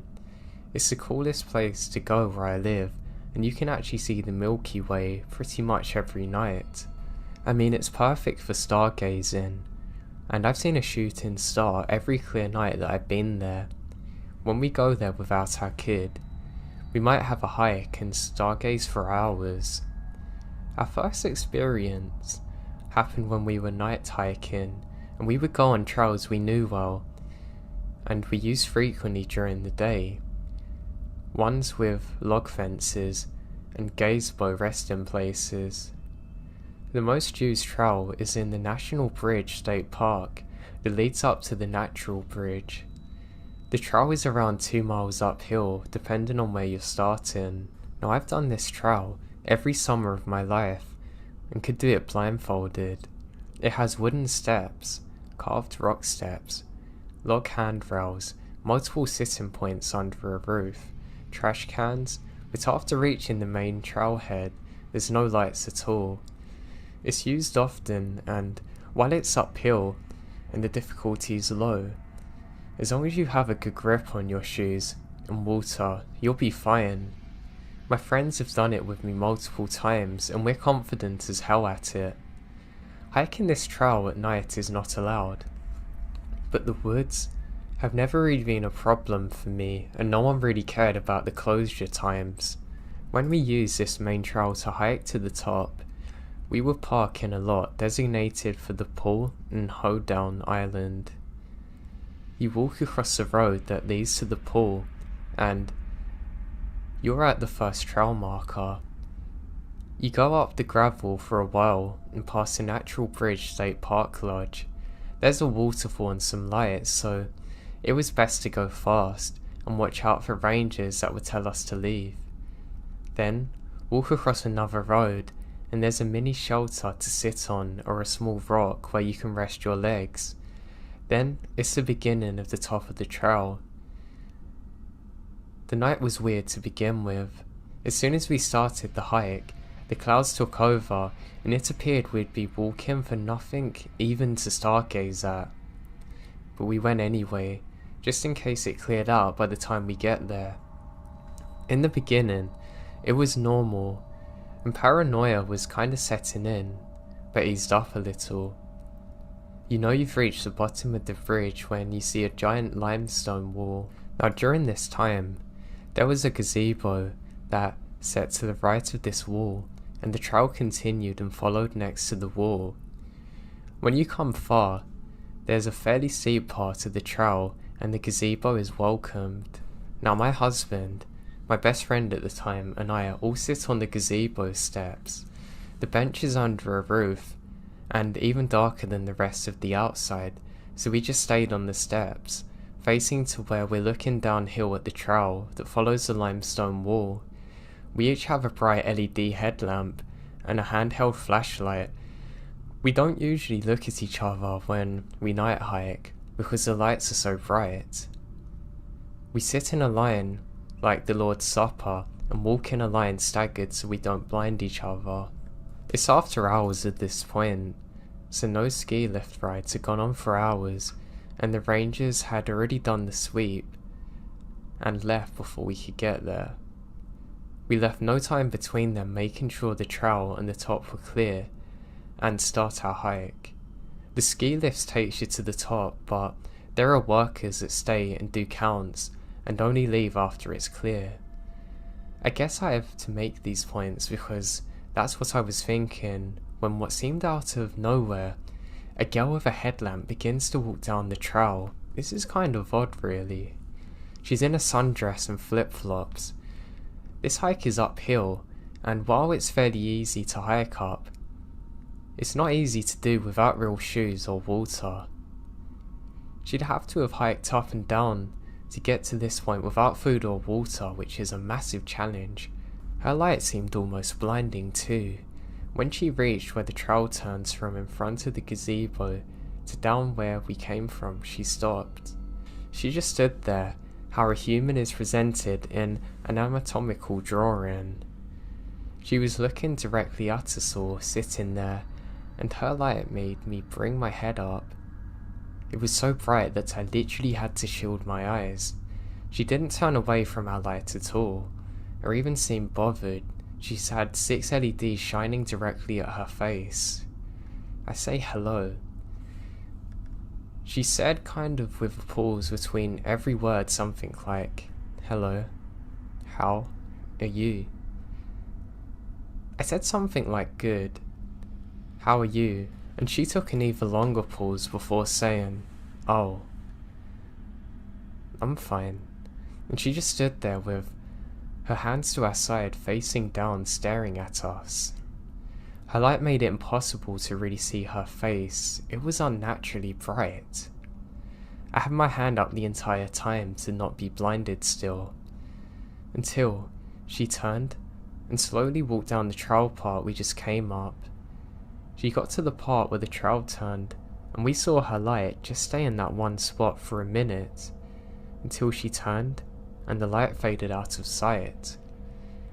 We wait for a while before continuing up. I kept making comments about how weird that was, and had anybody else just seen this? And was I being overly paranoid with my fear?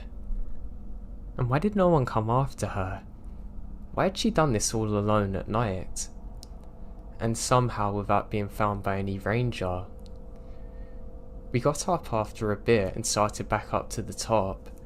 It felt like it took much longer than it ever had in the past, but we made it to the top. There's stone steps named Fat Man Squeeze that you get to at the top of the bridge, and you can walk across it and whatever. Going up and being on the top, we can hear twigs snapping, almost alternating from left to right. We lay down and stargaze, but the clouds are thicker now. It was miserably hot, and we can hear voices at the same time. My husband kept checking for people. He never saw anyone. We see a flashlight, but we never see anyone attached to it. And then we hear a bird call. It wasn't like a real bird noise at all. It was like someone making bird calls, rhythmic and not natural.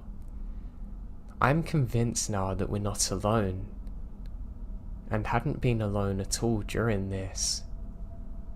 And to say this is a lot because I'm not easily spooked. I ask to leave as soon as they're done.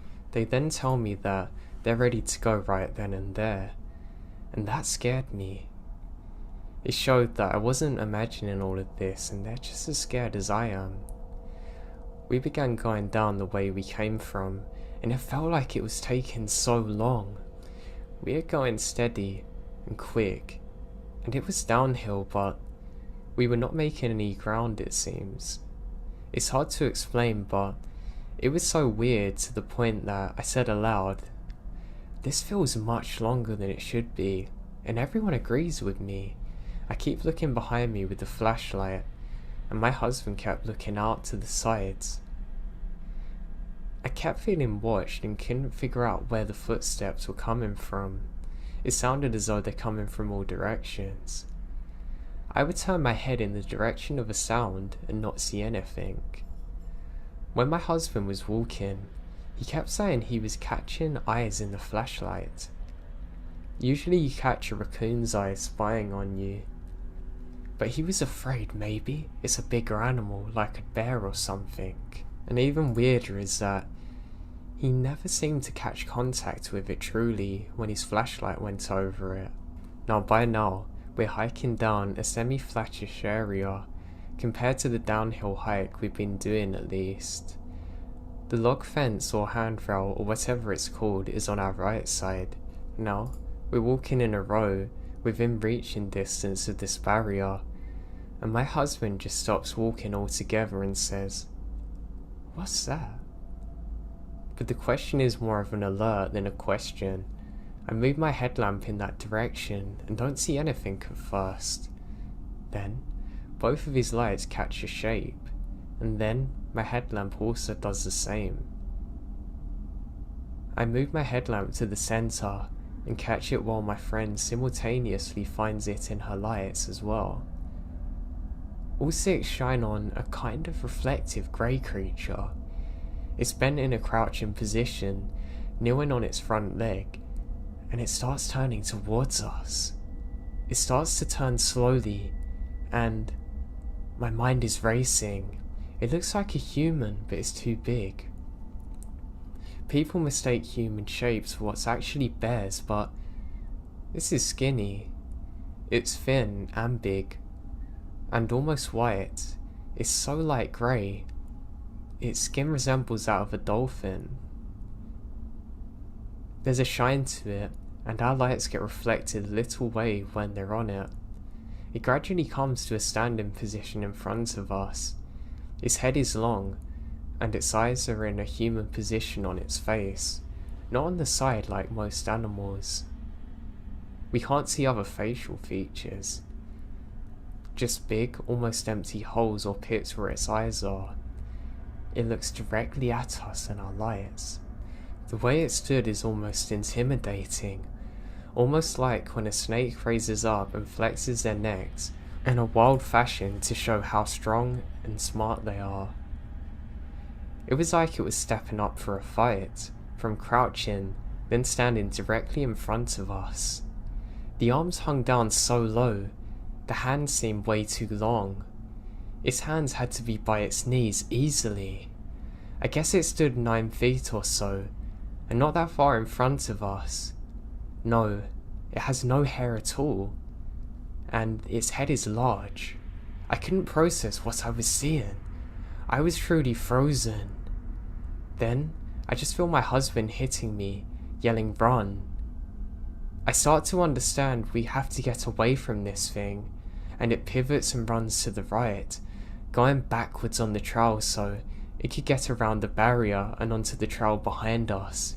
We take off running the rest of the way down the trail, knowing that this thing just took off much faster than us, and after it had crossed from behind the barrier, it would be gaining on us quick. We didn't talk at all because we tried to figure out what was going on and knew it wasn't good to draw attention to us.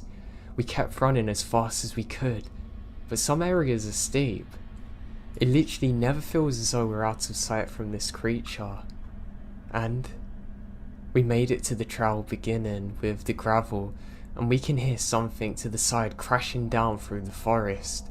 We ran until we got to the car, then drove as fast as we could, and as soon as we got to the main road, we're finally out of there.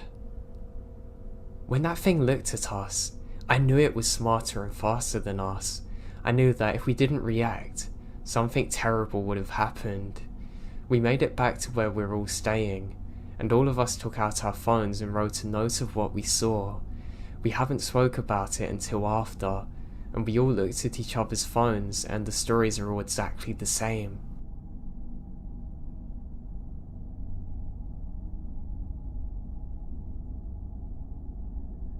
When I was 12, me and a group of my friends would play hide and seek in those woods where we're on the edge of our neighbourhood. We would always play at around 6, but had to be home by 10:30 at the latest on a weekend, and we weren't allowed to go so far that we couldn't see our houses. Those are the only rules our parents had for us. Well, one Friday, we're out playing in the woods as usual, and I, for whatever reason, decide to go in the woods deeper. I can't remember how far I went into those woods, but I do remember coming across an old shack.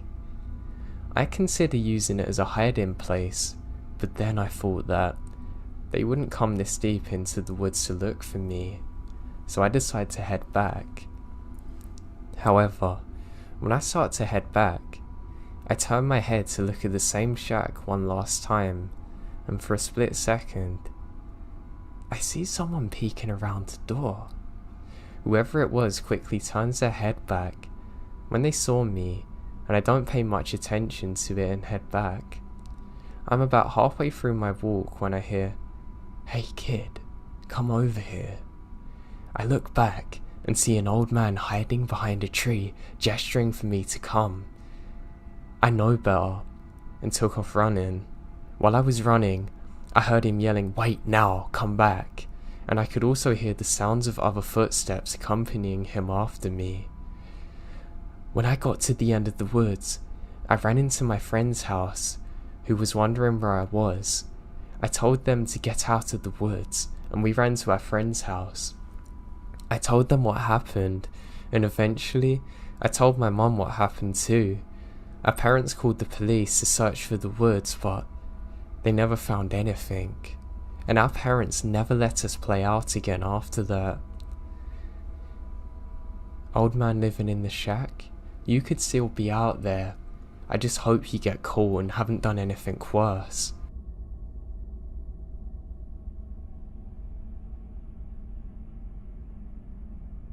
My old man was an avid outdoorsman in the Colorado Rockies in the late 80s. He'd go on week-long treks with his buds. One summer, they'd been out for a few days in the Pikes National Forest. They set up camp in a ravine they thought was safe. That night, my dad unzipped the tent to take a leak in the dark, and outside stood a pair of bare pale feet. My dad screamed and zipped up the tent. Everyone else woke up and said, "What's wrong?" My dad said someone was barefoot out there, and they went out and flashed their flashlights for a bit, hollering. My dad swore that he saw the feet and described them in perfect detail. They were old blotchy feet, even having a lump on the ankle. Tony, his bud, asked what foot, left or right, and my dad said it was the right. Then Tony said they needed to move their camp immediately. My dad says why. Tony says he doesn't have time to explain. They all go along with it and pack up and move up to the hill. The next morning they woke up to find a flash flood had torn through the ravine that night. It would have surely killed them. Tony's grandfather had just died a month prior, and one of the last things he said to him was that he would always watch over him. The feet described reminded Tony of his grandfather's very feet. My dad is highly religious too. Supernatural or not, it's terrifying what happened to them.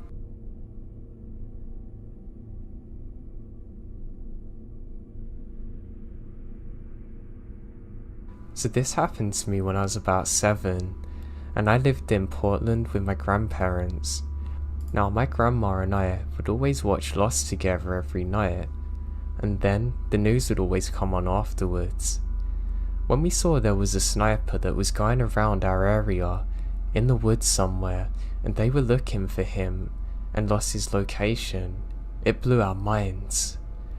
I remembered one day at school, the whole school had to go on lockdown, because someone reported seeing him near the school, and so everyone had to go to the hall and wait out the entire situation to clear. I don't think we left school until 7 PM. The police caught him and took him in for questioning.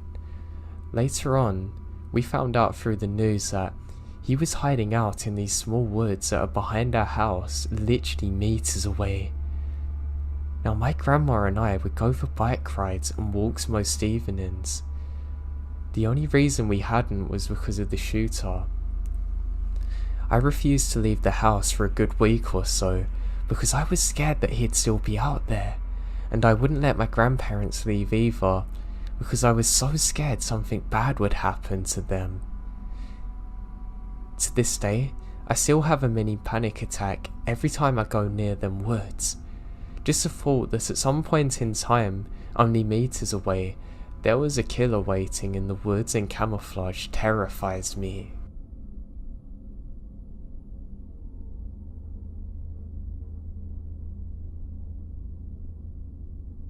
It was the end of my freshman year of college, so my friend and I spent a weekend at my family's cabin by ourselves to celebrate. The weekend was fairly uneventful. The most exciting things to happen were burning a pizza on a grill and a chipmunk trying to join me while I was in the outhouse, which was pretty funny. But then, we had to leave. Even though I'd gone to the cabin every summer since I was born, I still didn't know very well how to get from it. We had been using my friend's dad's GPS. It was pretty old and probably hadn't been updated in a while, which is likely why it took us where it did. The route we took was fairly unfamiliar to me, but what do I know? It's a GPS. I trusted it enough to bring us wherever we needed to go. It ended up taking us down a twisted side road that I knew was wrong, but I kept going, thinking that maybe going through the woods would be faster. That's when it told me to take a left. I obeyed, but was extremely confused because it looks to be a dirt road. I slowed down to look at the GPS when my friend lets out a horrid, "Oh my god." I look up and realise we're not on the road at all. We're on someone's driveway. Then I saw the dolls. They were worn by the weather, full of dirt and faded from the sun. The ones I took note of were clowns, and bodiless and beheaded.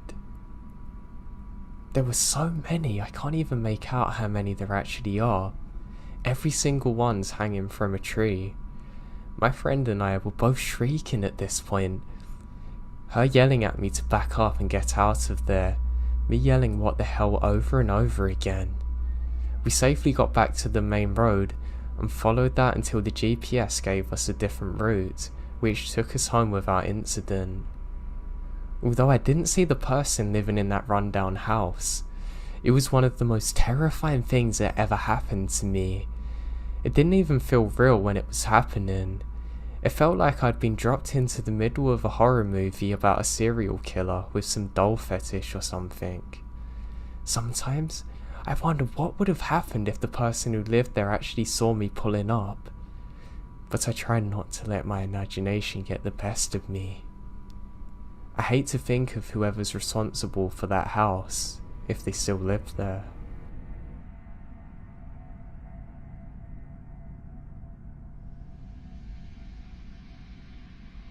Red River Gorge is a beautiful and huge park full of wildlife, rock climbing, waterfalls and dense forests, gorges and beautiful views. The place feels truly isolated, disconnected from the rest of the world. One evening, my boyfriend D and I decided to go camping at the gorge. We went out and tried to find a campground that was as backwards as possible. Sites were spread far from each other. Our site, that was on the edge of a very steep drop-off. We arrived at sunset and quickly set up. By the time we're fully set up, the sun had set, and we began making a fire. About 20 minutes into relaxing, we began to hear howling that doesn't go away, and it doesn't sound like it's far from us. We're both freaked out by the realization that there were wolves nearby, but we tried to not overreact and continued to sit by our fire. 10 minutes later, I start hearing a faint yelling about 15 feet away past the cliff's edge. Now, I told Dee to be quiet and listen, and we're both frozen out of fear. A woman was now screaming. I couldn't make out any words at that point, but it was a deep, gurgling shriek, a noise that I've never heard a person make in my life before. Then I heard it. She was screaming, "Help, please someone help. Someone please help me," repeating this over and over again, howling at the top of her lungs. I'm terrified. She could have been turned around in the dark and fallen off the cliff. She could have been attacked by wolves or a bear or bitten by a snake. At this point we both sprinted into my car, frantically climbing inside, locking the doors. I tried calling the police but have no service. I threw the car in reverse and sped down the dirt road to find anyone that could help. The shrieks continued. I didn't make it far before I found 3 young men standing on the edge of the forest. I slowed down and cracked my window, still hearing that woman begging for help, and asking the men if they heard that. How could they have not heard it? I told them it was a young woman screaming in the forest. Then, 2 of them went sprinting into the darkness. Without questioning me or anything, the other one just stood by my car, assuring me he had no idea what was happening. While the 2 men were somewhere in the forest, I drove further down the dirt road until I found a spot to turn around at. When I came back, the screaming had stopped, and the men were back by the side of the road. I slowed down and asked them where the woman was, and one of the men that had run into the woods said, "Don't worry, it was actually just a kid messing around." I just said okay. I drove back as quickly as possible. We left the campsite and went straight home. Once out of the woods, we called the local police station multiple times to no answer. I know it wasn't a child. I've never heard such primal screams in my life.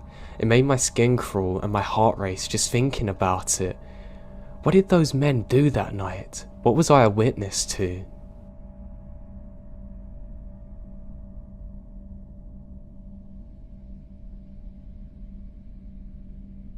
I live just where farmland meets the edge of the suburbia, on an island off the coast of BC.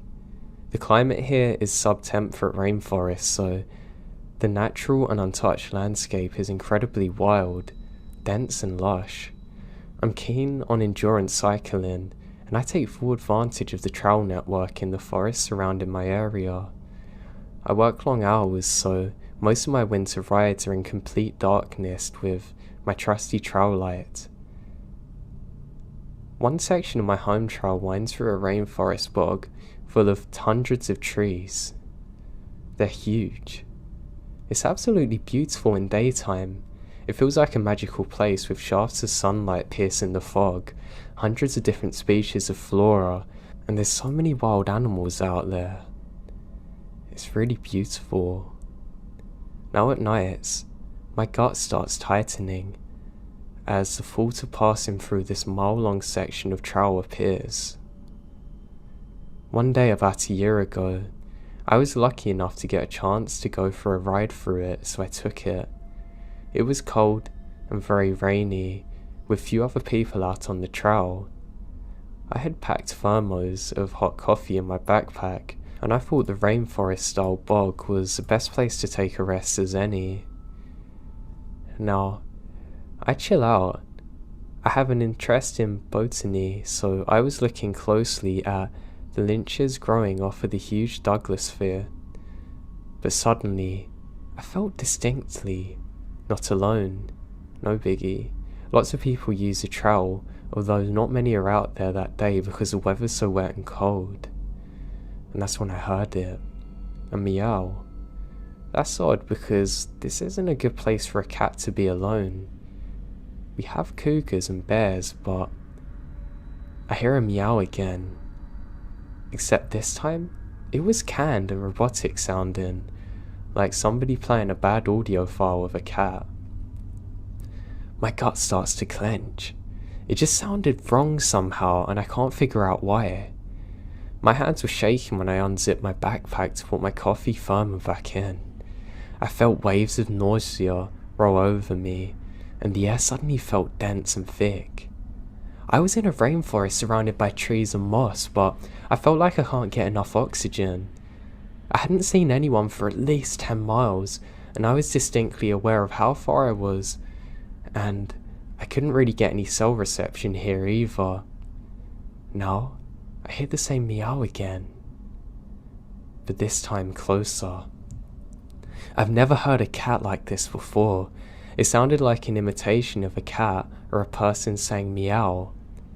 It was so tiny, cold and robotic. I now know that without hesitation, it's time for me to go immediately. I was panicked on the inside, but can't show fear, so I casually slung my leg over my bike and start riding.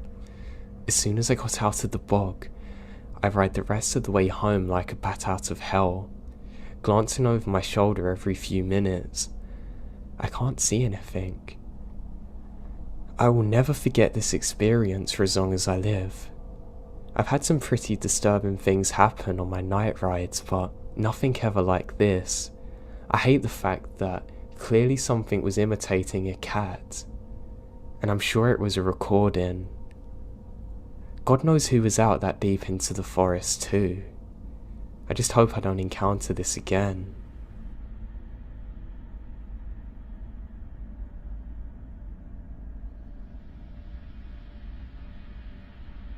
I used to love going for long hikes in the forest near where I live. I usually did it on summer's evenings. Yeah, I know this probably isn't the safest thing to do, but I always had my hunting rifle on me anyway. I mean, I'd be stupid not to. All it takes is one wild animal to go for you, and if you're unarmed, good luck to you. So anyway, I set out one summer's evening. I had my iPod playing some really chill songs and I felt really good about myself. I can't really get cell phone signal where I go because the trees cover it, but I like listening to my music. Now I was a good 40 minutes into my hike. There was enough moonlight for me to see where I was going. That's how I normally planned my hikes, when the moon was out at its brightest on the most clear days, so I can see everything. I'm really enjoying myself this night. I found true tranquility. I decided to stop for a minute, take off my headphones, and just pour out some of the hot chocolate I had in my flask. Now the second I do this, I have the feeling that I'm not alone, and I can't describe this feeling. It's almost like I'm comfortable in my own presence, but I don't want to be joined by anyone else, and this unsettles me. I just think I'm just being a little paranoid. I say to myself, thank God I've got my rifle, and I could have sworn I heard a laugh afterwards.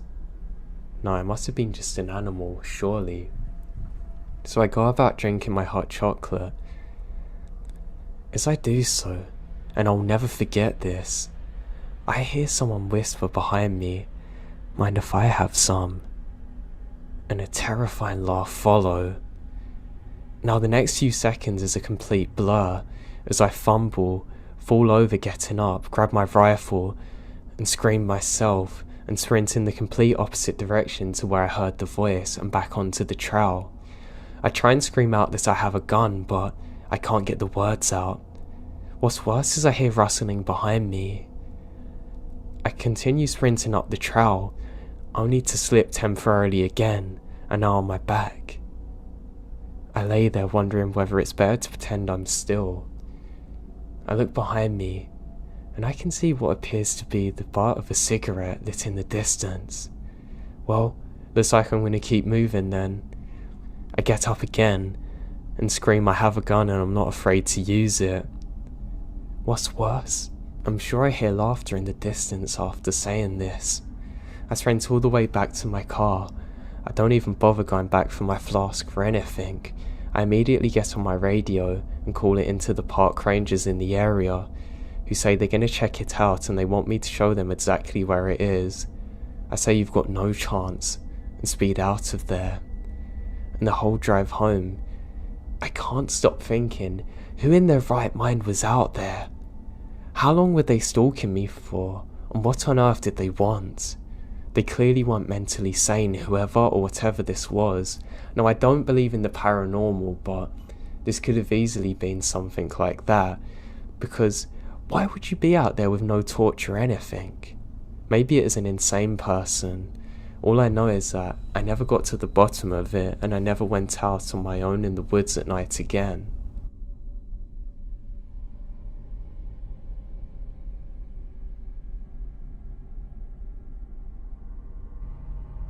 I come from a big country family.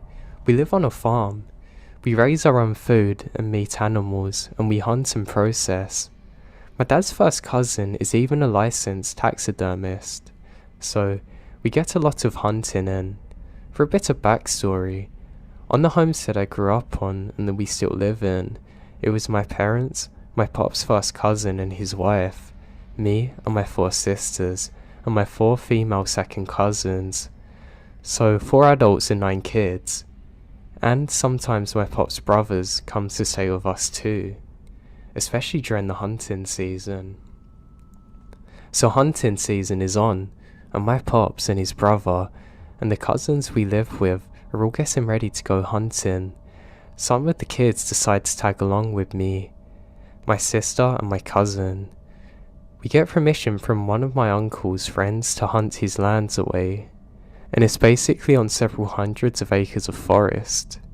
Now, an important fact, during the time we're setting up, my pops and uncles are quiet while the 3 of us kids talk, and my voice hasn't changed. This is important. Us kids keep chatting away while the adults are just getting louder and feeling more energy while they check out the survival equipment, making sure the guns are clean and working, etc. Now there's a rustling in the thick brush around us, and suddenly 3 creepy looking guys enter the clearing. They literally stop dead. One of them has a hand on his knife on his belt. They're clearly drunk as hell. They kept looking between A and S and my pops and uncle, like debating something. My pops and uncle stand up. Last bit of backstory, every guy in my family is huge. I'm 19 and 6'5". My dad is 6'10" and 280 pounds, Jesus. Just deeply intimidating men. And so are my uncles. The guys laugh nervously as my Uncle V picks up one of his rifles, pointing it at them. The dudes start running off into the clearing like the devil's after them. My pops immediately says we're clearing out. My uncles don't question it, and neither do we. We're freaking out, and we're totally scared now. I mean, we're taking things down really sloppily, but my pops doesn't say anything about us messing up the camping equipment. When we get back, we instantly call the police, who unfortunately don't take it serious. We also told the owner of the land to be careful of his kids. The craziest thing is that, at that moment I realised A and S and me, with my unchanged voices, are the only voices that these guys would have heard. So they clearly come across here, trying to find some children on their own.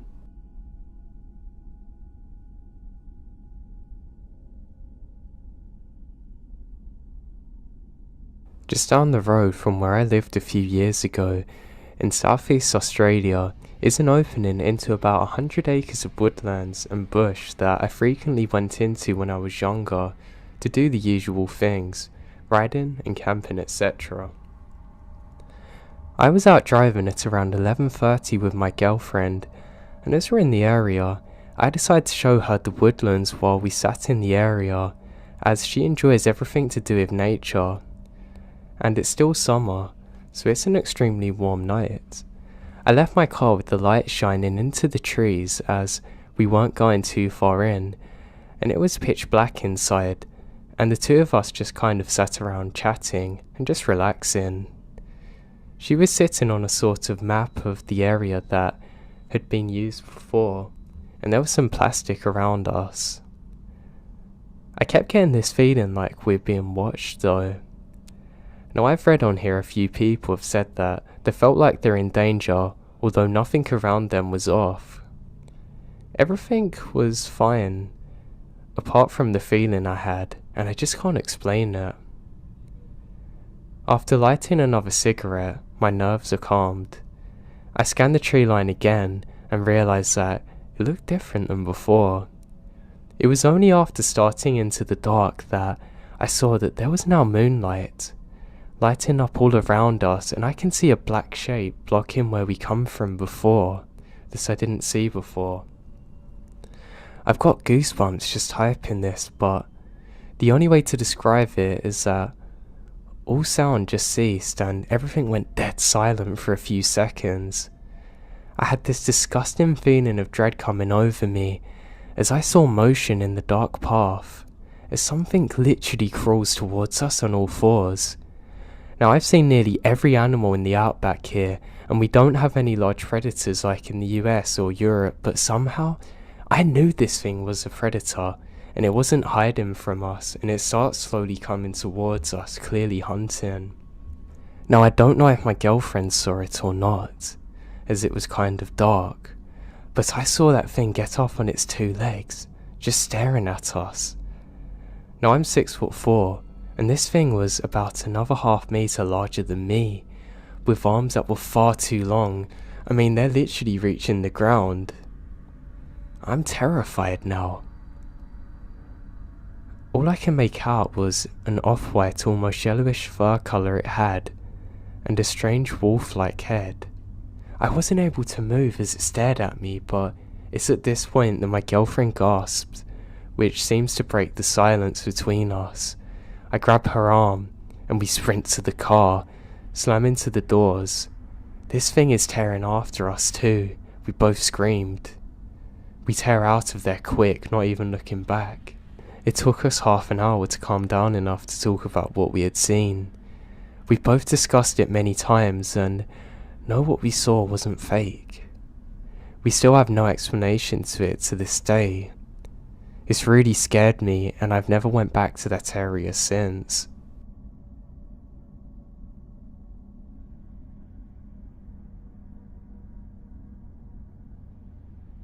I always used to go camping a few years ago. I stopped doing it as much recently because of work, but I still get out there on the odd occasion, and I love it. I never had anything weird happen to me while I was actually camping. Some of the strangest things would happen when I was driving. It was never too bad. I'd just see strange lights in the sky, but I was sure that was just because I was tired. There was one thing I could never explain though, however. So I was driving back from a camping trip one summer's evening when I see somebody standing in the road. I don't know what they're doing, so I slowly drive up to them. They're not facing me, they're facing directly away from me. I turn my lights on to try and let them know that I'm there, but they don't move. I stop my car and get out and I say, "Hey bud, I need you to move out of the road for me please, is everything okay?" And I'm not kidding you, the second I finish my sentence, they fall to the ground. Well, I say they, all of their clothes do. It's almost like somebody just disappeared. I rub my eyes and I'm sure that I'm just sleep deprived and hallucinating, and I get back in my truck and slowly drive towards it. To my horror, I can see only a pool of blood exactly where I thought the person was standing, but it's dried blood like it's been there for weeks. I have no idea what it is. I immediately do a U-turn, scream to myself for what felt like an eternity, and get the hell out of there. To this day, I still have no idea what happened or who that was. There was nowhere for them to have run, and if they did, I would have saw footsteps in the dirt. There was neither.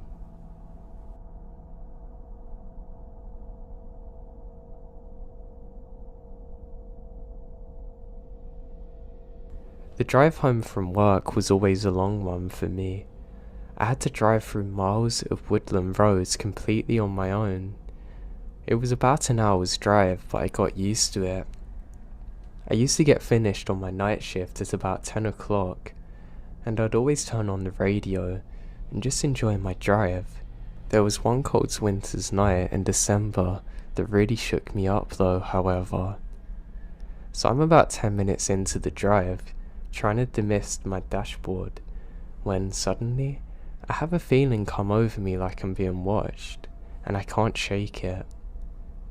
It's a weird feeling, but it went away after a few minutes, and as I'm driving, I suddenly realise that I've lost my power steering. That's odd.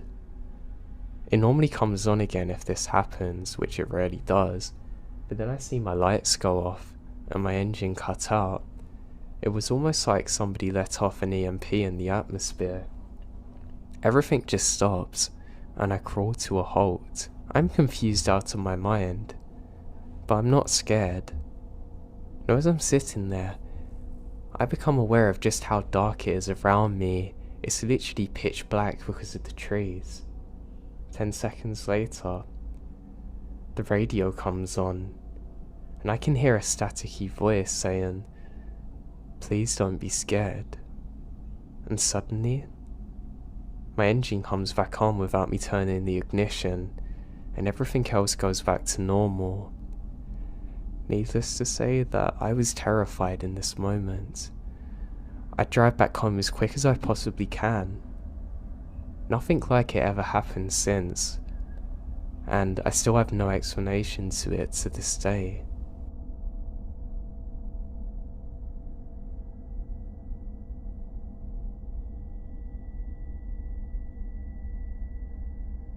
I grew up in the south. There's tons and tons of beautiful places to see that haven't been taken over by concrete yet. It's nice. But along with that, it's pretty boring.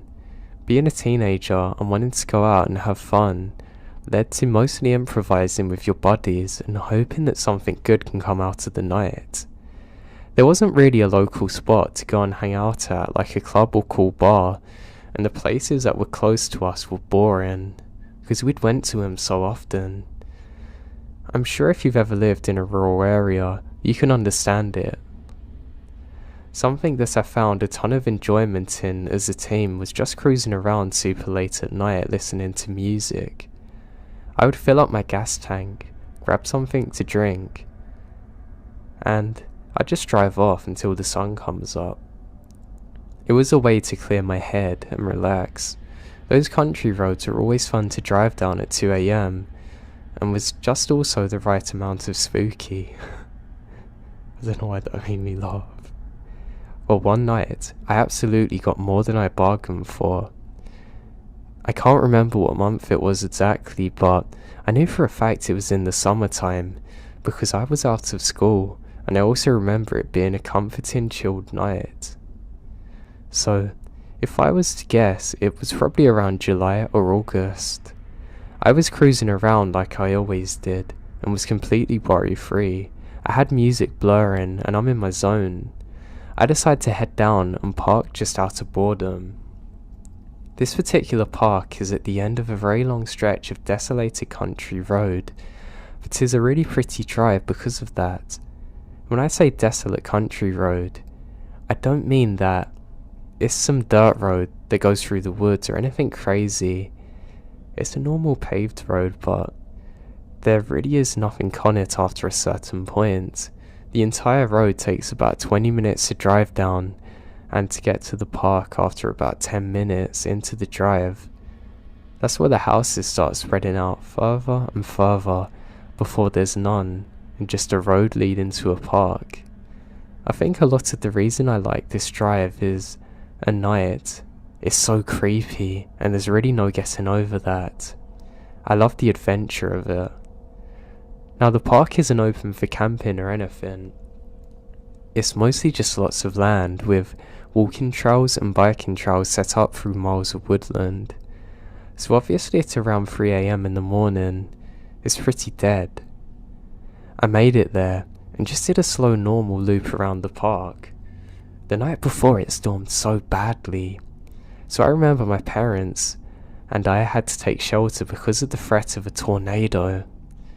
There ended up being no tornado, but the storms were pretty rough. Because of it, I come up on a fallen tree in the road that looped around to the exit of the park that must have been caused by the storm. It wasn't some massive tree or anything, but I knew for a fact that there was no way it could have gotten there from a car, obviously.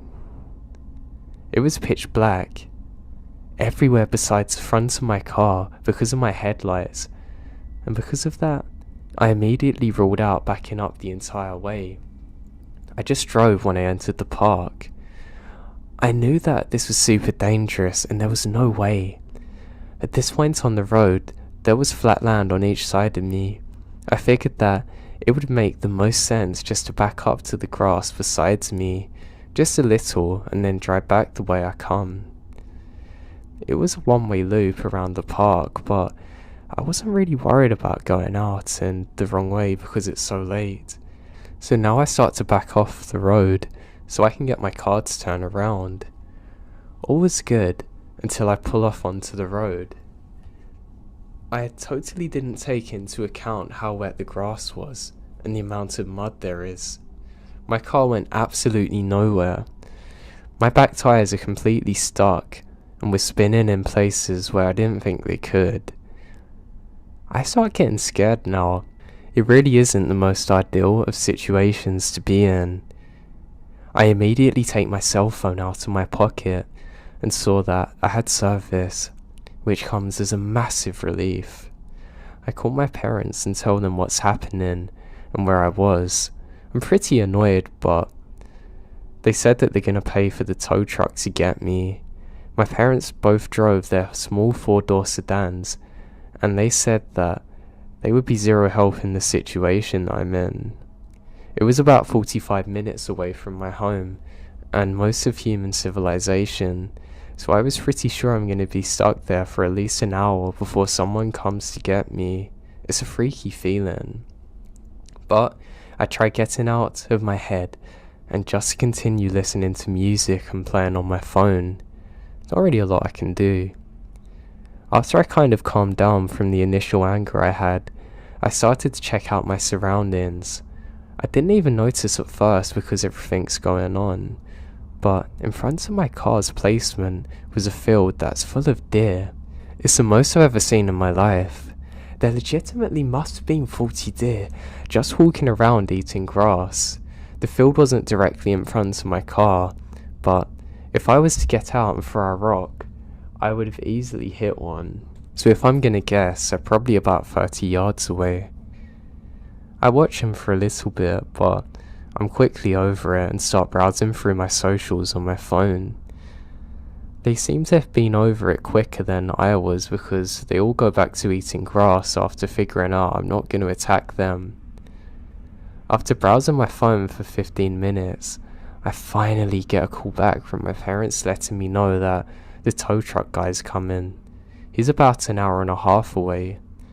Still to this day, I remembered hearing that and thinking, you've got to be kidding me. I understood that me and only me is the reason that I'm in this situation, so I can't complain. But I mean, come on. I decide that the smartest thing to do now is to make sure all the doors are locked and lay back and sleep for a bit. So that's what I do. Okay, here we go. So I wake up 45 minutes later to the feeling of being watched. I'm not sure if anyone has ever experienced it before. I don't know how common it is, but it's almost like a sixth sense was going off in my head telling me I need to wake up. Now. Waking up to that feeling in that situation is horrifying. I sit up and immediately check my surroundings to see nothing. I look through my car very quickly for any kind of weapon and find a pocket knife. A pocket knife. Great. I'm really scared now, even though I haven't saw or heard from anyone. I was shocked to see that the field of deers in front of me was still full. I don't know anything about the animal, but I guess they were just gonna move. But they're motionless. I call my parents back to see if they've heard anything. I decide not to mention how scared I am because I know it's gonna worry them. And there's no updates from the tow truck guy, so this can't be much worse. The last call just lasted a few minutes, and I felt like an idiot. They both had to wake up for work quickly after, and now they spent over $100 to try and get me home, and they're worried about me. We hung up, and I looked up from the phone, and immediately went from 0 to 100 in a panic. All of the deer in front of me had perked up, staring in the same direction in front of them. Every single one of them. One of them stopped dead in their tracks, standing completely still. The others followed, looking at something. I put my high beams on and stared, waiting for absolutely anything to happen. But there's nothing. I tap my horn real quick. They don't even budge. That's what scares me. They were completely glued to what was in front of them instead of being scared by me. I know they were looking into the woods, but where I was, I can only see them. I can hear my heartbeat, and I grabbed my pocket knife and just waited for something to happen. I would say it was about a minute after I honked. Every single one of them in unison ran the opposite direction that I'm in. And now within 10 seconds, it's completely empty with just me in the field. I'm petrified in fear. I knew that staying in my car would be the safest thing, but I'm now stuck. My head is on a swivel. I'm freaking out in every possible way. I assumed that it's a bear or something, but it could have been absolutely anything. I was convinced at that point that it's the devil himself. I don't know what to do now. I knew that the tow truck was close by, but I have no idea where. I start shaking because of nerves, and just look around me to make sure nothing was by me, and focusing on the field in front of me. I did this for what felt like an actual eternity, sitting in complete silence and darkness in the middle of nowhere, waiting for something to jump out and attack me. Now 15 of the longest minutes of my life go by, and I start to see lights break through the tree line on the road. As it gets closer, I see it's a tow truck guy. The lights on in his truck feel like Jesus coming. He gets up to me and I jump out of the car and say, "Do you have a gun?" I tell him what's happened, and he said something's definitely nearby. He let me know that he grabbed his shotgun in the truck and assured me that it's probably a bear or bobcat. He gave me the whole "they're more scared of you than you're of them" crap.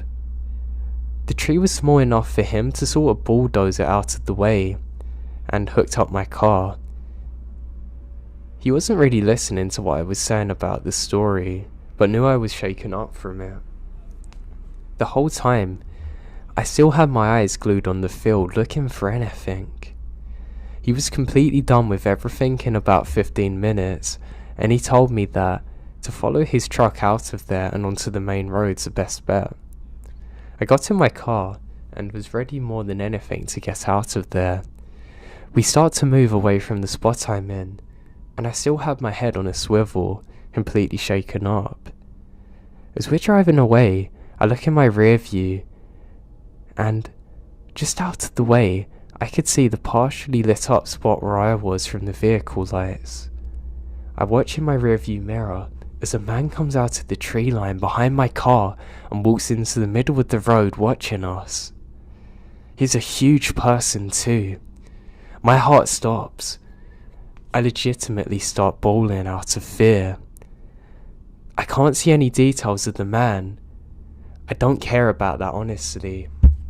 The feeling when we're driving away was the worst of my life. He stands there the whole time. Now he was there watching me, creeping up on me when I'm completely alone for a very long time. Maybe even coming up to my window watching me sleep. That's a feeling that I can't quite put into words. The entire time we're driving off, as long as I can see him, he doesn't move. He just watches. A million things are racing through my mind now. I was scared that there might have been multiple people waiting for us. I was trying to figure out if I should start beating on my horn or what.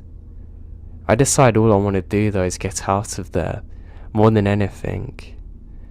The second we finally got out of the park and was able to be on two roads, I drive past a tow truck driver doing at least 70 miles per hour.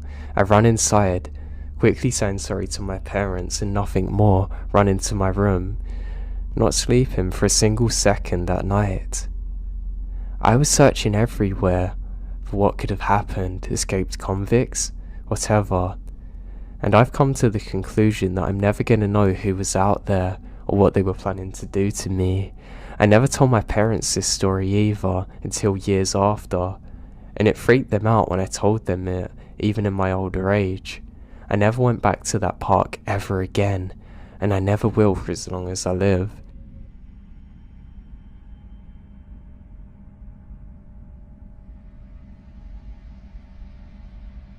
Years ago, when I was still a teenager, my friend Justin and I would often go longboarding at night. As my friends and I are quite the night owls, we love the freedom of almost never seeing another soul on the roads or the paths we frequented. Even when using main roads, it would be very rare to see a car out so late in such a rural area.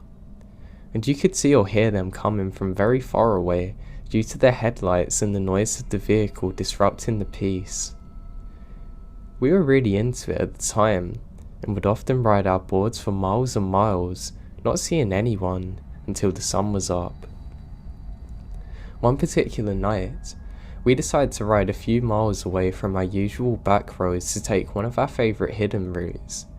It began with a narrow, paved path that was the only piece of land separating two sides of a long lake.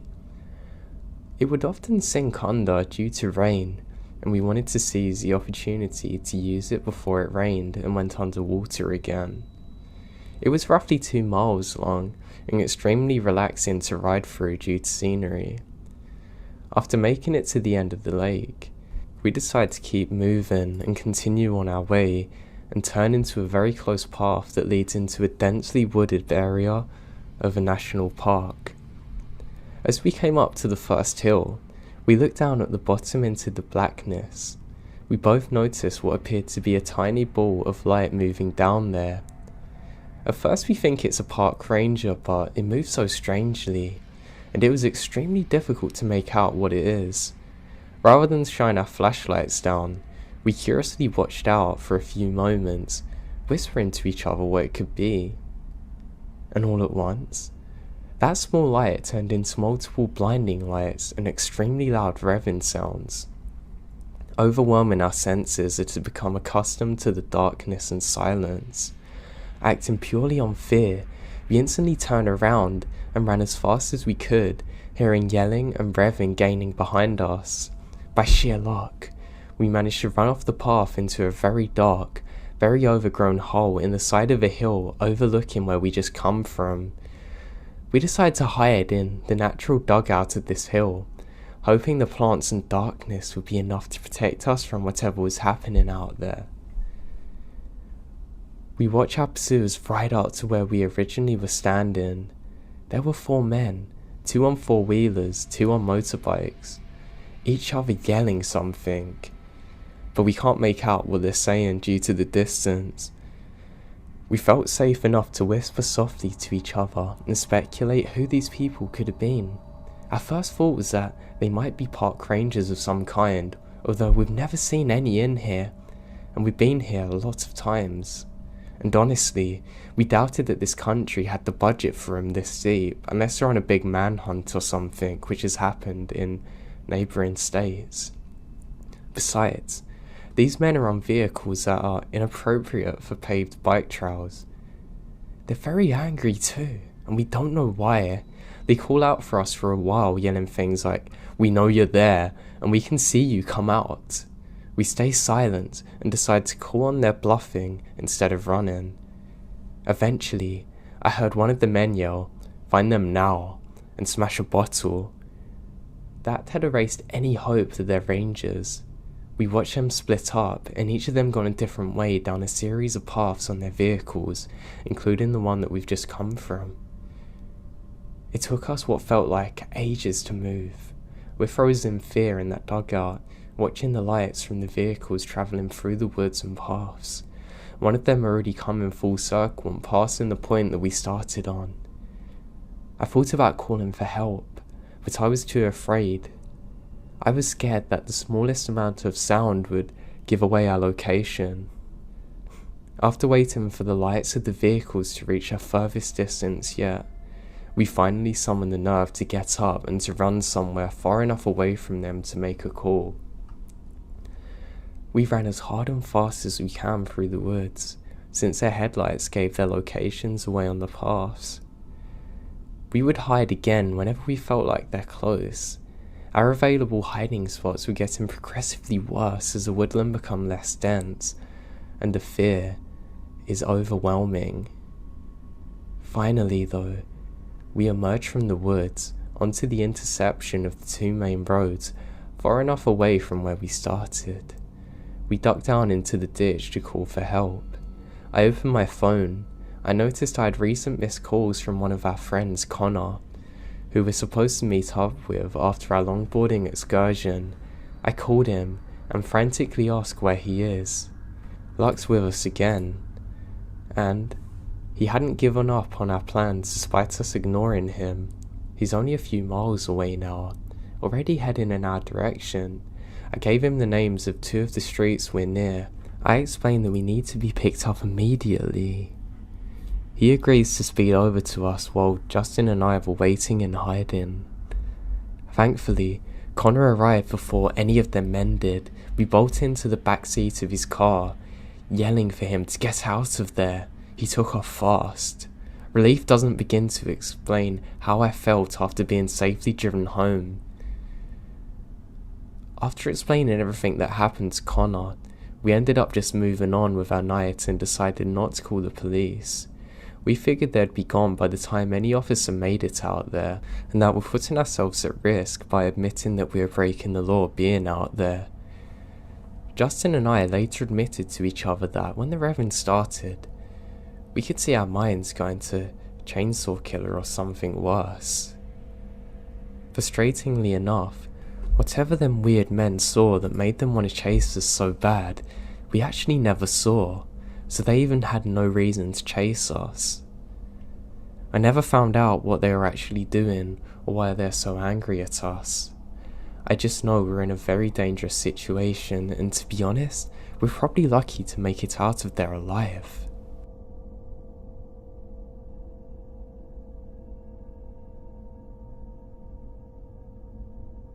Me and my friend John loved to go for hikes in a national park that was a couple of hours drive away from where we lived. We'd often end up camping overnight. We'd always bring our camping gear in case we didn't make it back in time off the trail and it was dark. Now we usually did this in summer evenings. Oftentimes we'd never encounter anyone else except for the odd park ranger. It was normally nice to see them, and we'd have a good laugh for a little bit. I always respected park rangers and embraced them when I saw them. Now we set out on this one hike during one summer's evening 2 years ago. We're having a really good time. We're just talking about life. My friend's talking about not really liking his job much, and he's complaining about the hours and the work they have him do. He works in a hospital and really doesn't enjoy it, and I felt pretty bad for him. He's only starting and they're making him do all the dirty work pretty much. I wasn't too happy in my life either at the time. I had some big changes coming, and I was waiting on people, and I hate waiting. I really can't stand it. So we're talking about this for hours, and honestly, it's like a therapy session, and I really enjoy it. We keep walking and we're talking about the highs and lows of life, things that are coming, and things that we just want to see change. We're both saying it's surprising how that this time next year, we have no idea where we're going to be or what we're going to be doing. We're just putting the work in now. As we finish talking, we realise it's nightfall and there's already moonlight illuminating around us. I love moonlight, and we say, hey, how about we set up camp? John agrees. We walk further down, and just as we think we found a good camping spot, we see another tent further up. Now there's this horrible smell there, so we're sure that whoever this is has hunted an animal, and they've left it out there, which is kind of disgusting, but they might be skinning it, getting it ready to eat. My friend goes over to say hello, and just say that not to worry about us, we're going to move further away so he can have his own space. And what do you know? A park ranger appears. You can see his hat from a mile away. As we go over there, we realise that there's something not quite right about this ranger. We can't really tell what. He doesn't have a normal uniform on. Well, he has a hat at least, but he has a big coat on. It's not cold enough for a coat. He says very few words when he speaks to us. He just says, yeah, I'm just setting up camp. We're out looking for someone, and that we should leave. I end up talking to him for a little while, and a lot of what he's saying doesn't make sense, and I get this really weird vibe from him, like he's looking at me but he's not, and he's trying to look through me at the same time, if that makes sense. He says, are we armed? And we say, yeah, we've both got hunting rifles, but we got a permit. He asks to see it, and my buddy shows him his. He says, that's okay, you haven't got to get yours out to me. And then John says that we need to get moving and should probably set up camp. He says fine, and the second he turns around, my buddy John grabs me hard by the arm and starts walking really fast, guiding me. Now I'm confused because, well, we're out in the middle of nowhere in a national park. There's going to be lots of places we can go and set up our camp. But there was something different about the way he grabbed me. It felt really urgent. I can't describe it. I don't need to know any more about the situation, and I just start to lightly jog with him. The second we're away from the camp, I turn back and I can see the ranger still watching us. He's standing in the exact same spot as before though, which is something I find very odd. The second that we get over this hill, John says run, and I don't question it, and we start sprinting as fast as we can back the way we've come. He starts telling me, I don't think that's a park ranger. I say, what? You're kidding me? He says, no, just run. And we run for miles and have to stop eventually to catch up with our breaths. He says, I don't think that was a dead animal we could smell, and that guy definitely wasn't a park ranger. I said, how'd you know? He's just wearing a coat. He said when he looked at our permits, he didn't even look. And then he said it was fine, and a park ranger would have to check both of us had permits, pretty much. I got a horrible sinking feeling in my stomach as I remember turning round and looking at the park ranger just standing there staring at us, and a lot of what he said didn't make sense. God, it all clicked now. We continued hiking into the morning and eventually make it back to our car. We drive immediately to the park ranger station, and the park rangers there say that nobody's out in that area and they're definitely not camping. Eventually, they sent out some people to go and investigate and got the police involved. It turned out that they suspect that this guy had murdered someone, and where we encountered him, he moved everything and hid the body. The police are still out there looking for it today.